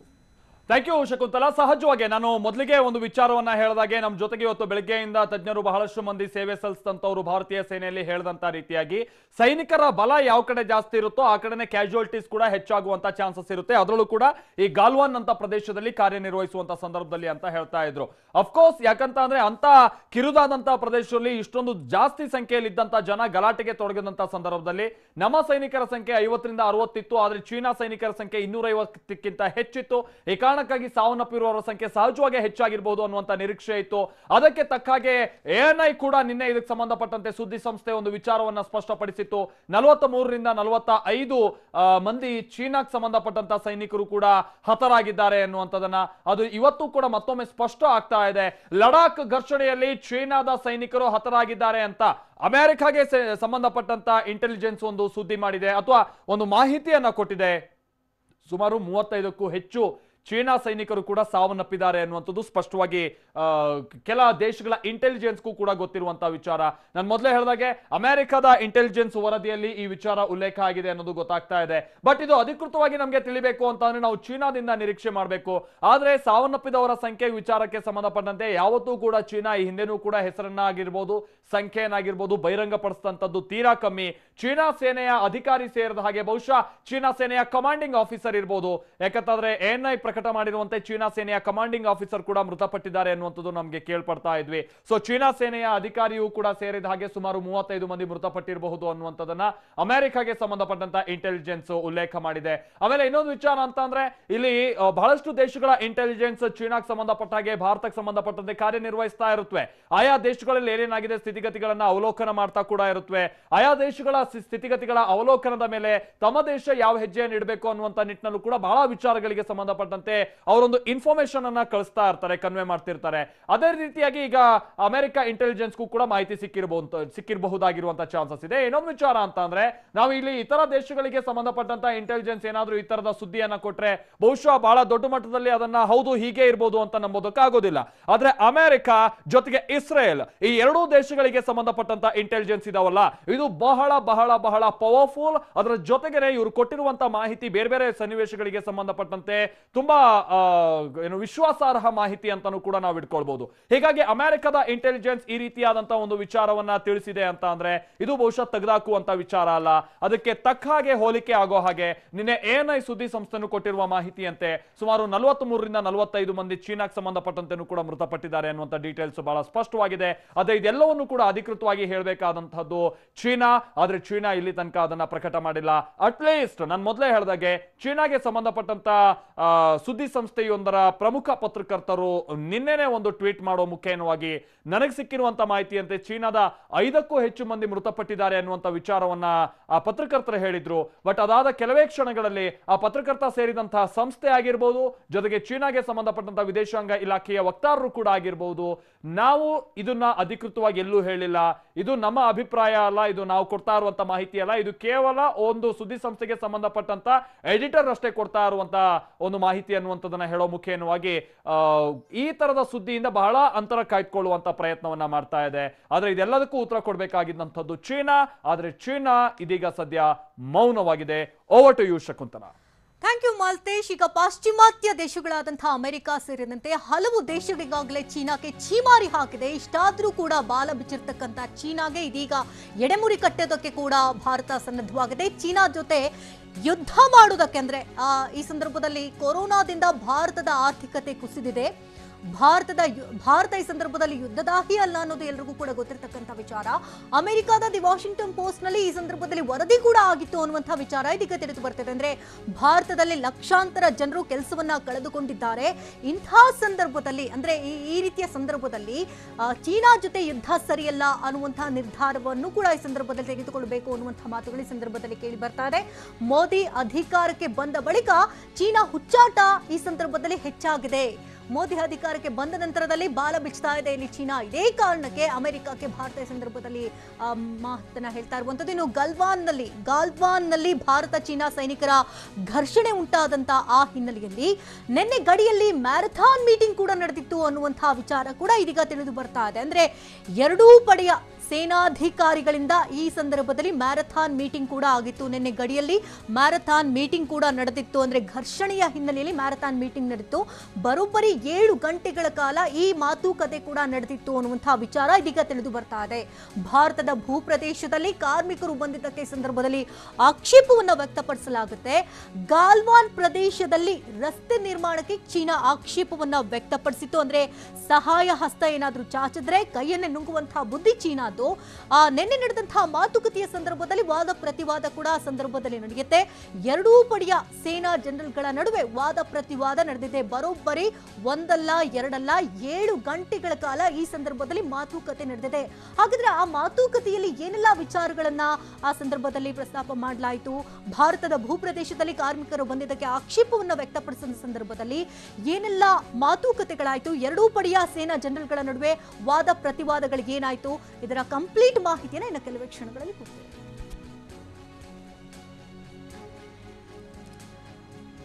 ನೆನ್ನೆ ಬರೋಬ್ಬರಿ ಮ್ಯಾರಥಾನ್ ಮೀಟಿಂಗ್ ಕೂಡ ನಡೆದಿತ್ತು. ಅಂದ್ರೆ ಗಡಿ ವಿಚಾರಕ್ಕೆ ಸಂಬಂಧಪಟ್ಟಂತಹ ಅಪ್ಡೇಟ್ಸ್ ಇದು. ಬರೋಬ್ಬರಿ 7 ಗಂಟೆಗಳ ಕಾಲ ಈ ಸಂದರ್ಭದಲ್ಲಿ ಮಾತುಕತೆ ಕೂಡ ನಡೆದಿದ್ದು. ಘರ್ಷಣೆಯ ಹಿನ್ನೆಲೆಯಲ್ಲಿ ನಡೆದಂತಹ ಮ್ಯಾರಥಾನ್ ಮೀಟಿಂಗ್ ಇದು. ಹಾಗಾದ್ರೆ ಆ ಮ್ಯಾರಥಾನ್ ಮೀಟಿಂಗ್ ನಲ್ಲಿ ಯಾರೆಲ್ಲ ಭಾಗಿಯಾಗಿದ್ರು, ಆ ಸಂದರ್ಭದಲ್ಲಿ ಏನೆಲ್ಲ ವಿಚಾರಗಳು ನಡೀತು, ವಾದ ಪ್ರತಿವಾದಗಳು ಹೇಗಿತ್ತು, ಅದರ ಇಂಚಿಂಚು ಅಪ್ಡೇಟ್ಸ್ ಅನ್ನು ಕೊಡ್ತಾರೆ Maltesh. Over to you. Thank you Shakuntala. ಹೌದು, ನೀವು ಹೇಳಿದಾಗೆ ನಿನ್ನೆನೂ ಕೂಡ ಮ್ಯಾರಥಾನ್ ಮೀಟಿಂಗ್ ಆಗಿತ್ತು, ಇವತ್ತು ಕೂಡ ಮೀಟಿಂಗ್ ನಡೀತಾ ಇದೆ. ಕಳೆದ ಭಾನುವಾರದ ಸಂದರ್ಭದಲ್ಲೂ ಕೂಡ ಮೀಟಿಂಗ್ ಆಗಿತ್ತು. ಅದಕ್ಕಿಂತ 2 ದಿನದ ಹಿಂದೆನೂ ಕೂಡ ವಿದೇಶಾಂಗ ಇಲಾಖೆಗೆ ಸಂಬಂಧಪಟ್ಟಂತಹ ಪ್ರಮುಖ ಅಧಿಕಾರಿಗಳು ಚೀನಾದ ವಿದೇಶಾಂಗ ಇಲಾಖೆಗೆ ಸಂಬಂಧಪಟ್ಟಂತಹ ಅಧಿಕಾರಿಗಳ ಜೊತೆಗೆ ಮಾತುಕತೆಯನ್ನ ನಡೆಸಿದ್ರು. ಈ ಎಲ್ಲ ಮಾತುಕತೆಯ ಫಲಶ್ರುತಿ ಏನು ಅಂತ ಅಂದ್ರೆ ಚೀನಾ ಹಾಗೆ ಭಾರತ ತಾವು ಏನ್ ಗಲಾಟೆಗೆ ನಿಂತಿದ್ದಂತಹ ಪ್ರದೇಶದಿಂದ ಹಿಂಬರ್ಬೇಕು ಅನ್ನುವಂಥದ್ದು.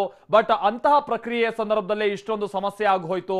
ಈ ಕಾರಣಕ್ಕಾಗಿನೇ ಈಗ ಮತ್ತೊಂದು ಸುತ್ತಿನ ಮಾತುಕತೆ ಕೂಡ ಲಡಾಖ್ ಭಾಗದಲ್ಲಿ ನಡೀತಾ ಇದೆ ಅನ್ನುವಂಥದ್ದನ್ನು ಕೂಡ ನಾವು ಕೇಳ್ಪಡ್ತಾ ಇದ್ದೀವಿ. ಆದ್ರೆ ಅದಕ್ಕಿಂತ ಮುನ್ನ ನಿನ್ನೆ ಗಡಿಯಲ್ಲಿ ನಡೆದಿದ್ದಂತ ಮ್ಯಾರಥಾನ್ ಮೀಟಿಂಗ್ ವಿಚಾರವಾಗಿ ನಾವು ಮಾತನಾಡ್ತಾ ಹೋಗೋಣ. ನಿನ್ನೆ ಮ್ಯಾರಥಾನ್ ಮೀಟಿಂಗ್ ನಡೆಯುವಂತ ಸಂದರ್ಭದಲ್ಲಿ ಬಹುತೇಕ ಏನೆಲ್ಲ ಅವಾಂತರಗಳಾಗಿದೆ ಅನ್ನುವಂಥದ್ದು ಗೊತ್ತಾಗಿ ಹೋಗಿತ್ತು. ಯಾಕಂತಂದ್ರೆ ಎಲ್ಲ ಗಲಾಟೆಗಳಾಗಿದ್ದು ಸೋಮವಾರದ ರಾತ್ರಿ ಸಂದರ್ಭದಲ್ಲಿ ಅಥವಾ ಸಂಜೆಯ ನಂತರದಲ್ಲಿ ಎರಡೂ ಪಡೆಯ ಸೇನಾಧಿಕಾರಿಗಳಿಂದ ಮ್ಯಾರಥಾನ್ ಮೀಟಿಂಗ್ ನಡೆದಿದೆ ಅನ್ನುವಂಥದ್ದು ನಿನ್ನೆ ಸ್ಪಷ್ಟ ಆಗಿತ್ತು.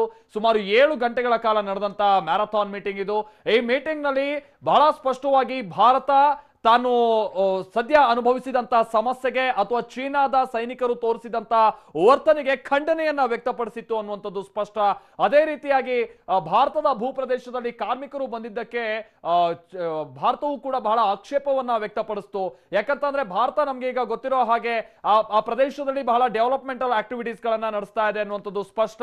ಆದ್ರೆ ತನ್ನ ಭೂಪ್ರದೇಶದಲ್ಲಿ ಭಾರತ ನಡೆಸ್ತಾ ಇದ್ದಿದ್ದು, ಆದ್ರೆ ಚೀನಾ ಟೆಂಟ್ ಹಾಕುವಂತದ್ದಾಗಿರಬಹುದು, ಅದಾದ ನಂತರದಲ್ಲಿ ಇತರ ಕೆಲಸ ಕಾರ್ಯಗಳ ನಿಮಿತ್ತವಾಗಿ ಬೇರೆ ಬೇರೆ ಕಾರ್ಮಿಕರನ್ನ ತಂದು ಅಲ್ಲಿ ಸೇರಿಸ್ತಾ ಇದೆ ಅನ್ನುವಂಥದ್ದು ಆರೋಪ ಇತ್ತು.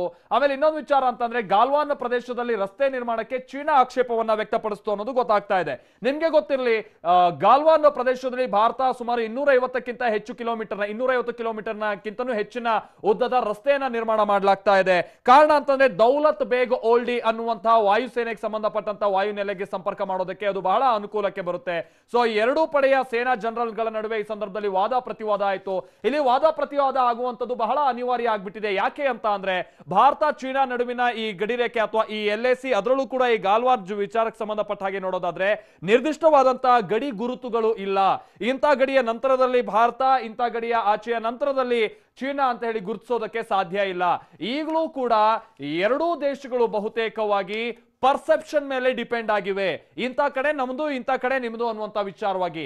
ಹೀಗಾಗಿ 10 ಅಡಿ ಜಾಗಕ್ಕೂ ಕೂಡ ಅಲ್ಲಿ ಇದು ನಮ್ಮ ಪ್ರದೇಶ ಅಂತ ಗಲಾಟೆ ಮಾಡ್ಬೇಕಂತ ಅನಿವಾರ್ಯತೆ ಬಂದಿದೆ.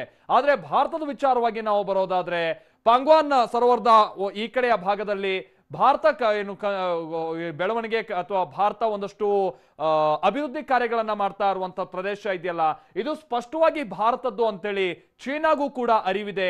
ಯಾಕಂತ ಅಂದ್ರೆ ಚೀನಾ ಸದ್ಯ ಈ ಗಾಲ್ವಾನ್ನ ಪ್ರದೇಶದಲ್ಲಿ ಏನು ಗಲಾಟೆ ಆಯ್ತಲ್ಲ, ಹೆಚ್ಚು ಕಡಿಮೆ 1967ರಿಂದ ಇಲ್ಲಿ ತನಕನೂ ಕೂಡ ಆ ಪ್ರದೇಶದಲ್ಲಿ ಯಾವುದೇ ತೆರನಾದಂತ ಗಲಾಟೆಗಳಾಗಿಲ್ಲ. ಯಾಕಂತಂದ್ರೆ ಚೀನಾ ನನಗೆ ಸೇರಿದಂತ ಜಾಗ ಅದಲ್ಲ ಅನ್ನುವಂತ ಪೂರ್ಣ ಮನಸ್ಥಿತಿಯಲ್ಲಿತ್ತು. ಆದ್ರೆ ಭಾರತ ಯಾವಾಗ ಕೆಲ ಅಭಿವೃದ್ಧಿ ಕಾರ್ಯಗಳನ್ನ ನಡೆಸೋದಕ್ಕೆ ಆರಂಭ ಆಯ್ತು, ಆಗ ಅಗೈನ್ ನಾನು ಹೇಳಿದಾಗೆ ದೌಲತ್ ಬೇಗ್ ಓಲ್ಡಿ ವಿಚಾರಕ್ಕೆ ಸಂಬಂಧಪಟ್ಟಂತೆ ಅಥವಾ ವಾಯುನೆಲೆಗೆ ಸಂಬಂಧಪಟ್ಟಂತೆ ಚೀನಾ ಆತಂಕ ಹೊಂದೋದಕ್ಕೆ ಕಾರಣ ಆಗುತ್ತೆ. ಇಷ್ಟೆಲ್ಲ ಇಲ್ಲಿ ಅಭಿವೃದ್ಧಿ ಕಾರ್ಯಗಳು ನಡೀತಾ ಇರುವಂತಹ ಕಾರಣಕ್ಕಾಗಿ ಮುಂದಿನ ದಿನಗಳಲ್ಲಿ ಅಕ್ಷಯ್ ಚೀನ್ಗೂ ಕೂಡ ಏನಾದ್ರೂ ಭಾರತ ಕಣ್ಣಿಟ್ಬಿಡುತ್ತಾ ಅನ್ನುವಂತ ಆತಂಕ ಬರುತ್ತೆ. ಈ ಕಾರಣಕ್ಕಾಗಿನೇ ಚೀನಾದ ಕೆಲ ಸೈನಿಕರನ್ನ ನಿಯೋಜಿಸುವಂತ ಕೆಲಸ ಆಗುತ್ತೆ. ಆಮೇಲೆ ಇನ್ನೊಂದು ವಿಚಾರ ಅಂತ ಅಂದ್ರೆ ಭಾರತೀಯ ಸೇನೆಗೆ ಸಂಬಂಧಪಟ್ಟಂತೆ ಮೊನ್ನೆನೆ ನಾವು ಸೇನಾಪಡೆಯ ಮುಖ್ಯಸ್ಥರಾಗಿರುವಂತಹ ಸಂಪೂರ್ಣ ಸೇನಾಪಡೆಯ ಮುಖ್ಯಸ್ಥರಾಗಿರುವಂತಹ ಲೆಫ್ಟಿನೆಂಟ್ ಜನರಲ್ ಬಿಪಿನ್ ರಾವತ್ ಅವರ ನೇತೃತ್ವದಲ್ಲೂ ಮಾತುಕತೆ ಆಯಿತು. ಅದೇ ಸಂದರ್ಭದಲ್ಲಿ ನಮ್ಮ ಸೇನೆಗೆ ಸಂಬಂಧಪಟ್ಟಂತದ್ದು ಭೂಸೇನೆಗೆ ಸಂಬಂಧಪಟ್ಟಂತ ಲೆಫ್ಟಿನೆಂಟ್ ಜನರಲ್ ಮನೋಜ್ ನರವಣೆ ಅವರ ಅಧ್ಯಕ್ಷತೆಯಲ್ಲೂ ಕೂಡ ಮಾತುಕತೆ ಆಯಿತು, ಅಥವಾ ಅವರು ಪ್ರಾಮುಖ್ಯತೆಯನ್ನು ವಹಿಸಿ ಮಾತುಕತೆಯನ್ನ ಮಾಡ್ತಾರೆ. ವಾಯುಸೇನೆಗೆ ಸಂಬಂಧಪಟ್ಟಂತ ಏರ್ ಚೀಫ್ ಮಾರ್ಷಲ್ ಆಗಿರುವಂತಹ ಬೀರೇಂದರ್ ಸಿಂಗ್ ಅವರು ಕೂಡ ಈಗ ಆಲ್ರೆಡಿ ಅವ್ರ ಜೊತೆಗೂ ಕೂಡ ಮಾತುಕತೆ ಆಗಿ ಹೋಗಿದೆ. ಭಾರತಕ್ಕೆ ಸಂಬಂಧಪಟ್ಟಂತೆ ನೌಕಾದಳಕ್ಕೆ ಸಂಬಂಧಪಟ್ಟಂತೆ ಕೂಡ ಅಡ್ಮಿರಲ್ ಕರಂಬೀರ್ ಸಿಂಗ್ ಅವರ ಜೊತೆಗೆ ಈಗ ಆಲ್ರೆಡಿ ಎಲ್ಲಾ ಸೇನಾ ನಾಯಕರು ಸೇರಿ ಮಾತುಕತೆಯನ್ನ ಮಾಡಿ ಒಟ್ಟು ಭಾರತದ ಭೂಪ್ರದೇಶ ಏನಿದೆ ಅನ್ನುವಂಥದ್ದೆಲ್ಲವೂ ಕೂಡ ಸ್ಪಷ್ಟ ಆದಂತ ನಂತರದಲ್ಲೇ ಚೀನಾ ಸೇನೆಗೆ ಸಂಬಂಧಪಟ್ಟಂತ ಸೇನಾಧಿಕಾರಿಗಳ ಜೊತೆಗೆ ಮಾತುಕತೆಯನ್ನ ನಡೆಸ್ತಾರೆ. ಆದ್ರೆ ಆ ಟೈಮ್ನಲ್ಲೂ ಕೂಡ ಅಂತಿಮವಾದಂತ ನಿರ್ಧಾರಕ್ಕೆ ಬರೋದಕ್ಕೆ ಸಾಧ್ಯ ಆಗದೆ ಸದ್ಯದ ಪರಿಸ್ಥಿತಿಯನ್ನ ತಿಳಿಗೊಳಿಸುವಂತ ನಿಟ್ಟಿನಲ್ಲಿ ಮಾತ್ರ ಅಲ್ಲಿ ಮಾತುಕತೆ ಫಲಶ್ರುತಿ ಅಂತ ನಾವು ಅಂದ್ಕೊಳ್ಬಹುದು. ಅದನ್ನ ಹೊರತುಪಡಿಸಿದ್ರೆ ಇಂಥ ಎಲ್ಲ ಗಲಾಟೆಗಳು, ಅದು ಮೊನ್ನೆ ಡೋಕ್ಲಾಮಲ್ ಆದಂತದ್ದಾಗಿರ್ಬೋದು ಅಥವಾ ನಿನ್ನೆ ಆದಂತದ್ದು, ಮೊನ್ನೆ ಭಾನುವಾರ ಸೋಮವಾರ ಆದಂತ ಗಲಾಟೆಗಳಾಗಿರ್ಬೋದು, ಈ ತರದ ಗಡಿ ಪ್ರದೇಶದಲ್ಲೇ ಆಗಾಗ ಆಗ್ತಾ ಇರುವಂತ ಗಲಾಟೆಗಳಿಗೆ ಅಂತಿಮವಾಗಿ ತೆರೆ ಎಳಿಬೇಕು ಅಂತ ಅಂದ್ರೆ ನಿರ್ದಿಷ್ಟವಾಗಿ ಗಡಿಯನ್ನ ಗುರುತಿಸುವಂತ ಕೆಲಸ ಆಗ್ಬೇಕಿದೆ. ಆದ್ರೆ ಸದ್ಯದ ಪರಿಸ್ಥಿತಿಯಲ್ಲಿ ಅದು ಸಾಧ್ಯ ಇಲ್ಲ ಅನ್ನುವಂಥದ್ದು ಕೂಡ ಅಷ್ಟೇ ಸ್ಪಷ್ಟ ಆಗಿದೆ. Over to you Shakuntala. Thank you Maltesh. ಭಾರತದ ಸಾರ್ವಭೌಮತೆಗೆ ಧಕ್ಕೆ ತರ್ತಾ ಇರ್ತಕ್ಕಂಥ ಚೀನಾವನ್ನ ಹಾಗೆ ಸುಮ್ಮನೆ ಬಿಡಬೇಕಾ? ಬರೋಬ್ಬರಿ 20 ಯೋಧರ ಬಲಿದಾನವನ್ನ ಈ ಸಂದರ್ಭದಲ್ಲಿ ಪ್ರತಿಕಾರವನ್ನ ಭಾರತ ಯಾವ ರೀತಿ ತೀರಿಸಿಕೊಳ್ಳುತ್ತೆ, ಏನೇನ್ ಪಾಯಿಂಟ್ಸ್ ಗಳನ್ನ ನಾವಿಲ್ಲಿ ಗಮನಿಸಬೇಕಂತಂದ್ರೆ, ಭಾರತೀಯ ಸೇನೆಗೆ ಸರ್ಕಾರದಿಂದ ಈ ಸಂದರ್ಭದಲ್ಲಿ ಸಂಪೂರ್ಣ ಪವರ್ ಅನ್ನ ಕೊಡಲಾಗ್ತಾ ಇದೆ. ಭಾರತೀಯ ಸೇನೆಗೆ ಸರ್ಕಾರದಿಂದ ತುರ್ತು ಅಧಿಕಾರವನ್ನ ಈ ಸಂದರ್ಭದಲ್ಲಿ ಕೊಡಲಾಗ್ತಾ ಇದೆ. ಪ್ರತ್ಯುತ್ತರ ನೀಡೋದಕ್ಕೆ ಸರ್ಕಾರದ ಆದೇಶಕ್ಕೆ ಕಾಯುವಂತಹ ಯಾವುದೇ ರೀತಿ ಅವಶ್ಯಕತೆ ಇಲ್ಲ. ಈ ಸಂದರ್ಭದಲ್ಲಿ ಸಂಪೂರ್ಣ ಪವರ್ ಸಿಗ್ತಾ ಇದೆ. ತಿರುಗೇಟನ್ನ ಕೊಡೋದಕ್ಕೆ ಈ ಸಂದರ್ಭದಲ್ಲಿ ಮೇಲಧಿಕಾರಿ ಆದೇಶಕ್ಕೆ ಕಾಯಬೇಕಿಲ್ಲ. ಆ ಸಂದರ್ಭದಲ್ಲಿ ಯಾವ ರೀತಿ ನಿರ್ಧಾರಗಳನ್ನ ತೆಗೆದುಕೊಳ್ಬೇಕೋ ಕಂಪ್ಲೀಟ್ ಆದಂತಹ ನಿರ್ಧಾರಗಳನ್ನ ಅವರು ತೆಗೆದುಕೊಳ್ಳಬಹುದು. ಗಡಿಯಲ್ಲಿ ತಕ್ಷಣವೇ ದಾಳಿಗೆ ಪ್ರತ್ಯುತ್ತರವನ್ನ ಕೊಡಿ. ಯಾವುದಕ್ಕೂ ಕೂಡ ವೇಟ್ ಮಾಡಬೇಡಿ, ಮೇಲಧಿಕಾರಿಗಳಿಂದ ಆದೇಶ ಬರಬೇಕು ಅಂತ ವೇಟ್ ಮಾಡಬೇಡಿ, ಕಾಯಬೇಡಿ, ಚೀನಾ ವಿರುದ್ಧ ಪ್ರತಿದಾಳಿಗೆ ಸಜ್ಜಾಗಿರೋದಕ್ಕೆ ಸೂಚನೆಯನ್ನ ಕೊಡಲಾಗಿದೆ. ಅಂದ್ರೆ ಭೂಸೇನೆ, ವಾಯುಸೇನೆ, ನೌಕಾಪಡ ಸೇನೆ ಈ ಮೂರು ಸೇನೆಗಳು ಈ ಸಂದರ್ಭದಲ್ಲಿ ಅಲರ್ಟ್ ಆಗಿರುತ್ತೆ. ಅಂದ್ರೆ ತ್ರಿಮೂರ್ತಿಗಳಂತೆ ಈ ಮೂರು ಸೇನೆಗಳು ಅಲರ್ಟ್ ಆಗಿರುತ್ತೆ. ಮೂರು ಸೇನಾ ಪಡೆಗಳಿಗೆ ಅಲರ್ಟ್ ಆಗಿರೋದಕ್ಕೆ ಈ ಸಂದರ್ಭದಲ್ಲಿ ಸೂಚನೆಯನ್ನ ಕೊಡಲಾಗಿದೆ. ಅಂದ್ರೆ ಗಡಿಯಲ್ಲಿ ಹೈ ಅಲರ್ಟ್ ಆಗಿರುವಂತೆ ಸೇನೆಗೆ ಸೂಚನೆಯನ್ನ ಕೊಟ್ಟಿರುವಂತದ್ದು. ಚೀನಾ ದಾಳಿಯನ್ನ ಎದುರಿಸುವುದಕ್ಕೆ ಜಲಾಂತರ್ಗಾಮಿ ನೌಕೆಗಳು ಕೂಡ ಈ ಸಂದರ್ಭದಲ್ಲಿ ಸನ್ನದ್ಧವಾಗಿದೆ. ಭೂಸೇನೆ, ವಾಯುಸೇನೆ ಮತ್ತು ಸಮುದ್ರದಲ್ಲಿ ಅಂದ್ರೆ ಭೂವಾಯು ಮತ್ತು ಸಮುದ್ರದಲ್ಲಿ ಸೇನಾಪಡೆ ಸರ್ವ ಸನ್ನದ್ಧವಾಗಿರುತ್ತೆ. ಭೂಸೇನೆ, ವಾಯುಸೇನೆ, ನೌಕಾಪಡೆ ಸೇನೆ ಈ ಸಂದರ್ಭದಲ್ಲಿ ಹೈ ಅಲರ್ಟ್ ಆಗಿರುತ್ತೆ. ಈ ಮೂರು ಸೇನೆಗಳಿಗೆ ಅಲರ್ಟ್ ಆಗಿರೋದಕ್ಕೆ ಸೂಚನೆಯನ್ನ ಕೊಡಲಾಗಿದೆ. ಚೀನಾ ವಿರುದ್ಧ ಪ್ರತಿ ದಾಳಿಗೆ ಸಜ್ಜಾಗಿರೋದಕ್ಕೆ ಸೂಚನೆಯನ್ನ ಕೊಡಲಾಗಿದೆ. ಗಡಿಯಲ್ಲಿ ತಕ್ಷಣವೇ ದಾಳಿಗೆ ಪ್ರತ್ಯುತ್ತರವನ್ನ ಕೊಡಿ. ಮೇಲಿನ ಅಧಿಕಾರಿಗಳ ಆದೇಶಕ್ಕೆ ಈ ಸಂದರ್ಭದಲ್ಲಿ ಕಾಯಬೇಡಿ. ಪ್ರತ್ಯುತ್ತರ ನೀಡೋದಕ್ಕೆ ಸರ್ಕಾರದ ಆದೇಶಕ್ಕೆ ಕಾಯುವಂತಹ ಅಗತ್ಯವಿಲ್ಲ. ಈ ಸಂದರ್ಭದಲ್ಲಿ ಭಾರತೀಯ ಸೇನೆಗೆ ಸರ್ಕಾರದಿಂದ ತುರ್ತು ಅಧಿಕಾರವನ್ನ ಕೂಡ ಈ ಸಂದರ್ಭದಲ್ಲಿ ಕೊಡಲಾಗಿದೆ. ಅಂದ್ರೆ ಕಂಪ್ಲೀಟ್ ಸೂಪರ್ ಪವರ್ ಅನ್ನ ಈ ಸಂದರ್ಭದಲ್ಲಿ ಸೇನೆಗೆ ಕೊಡಲಾಗ್ತಾ ಇದೆ.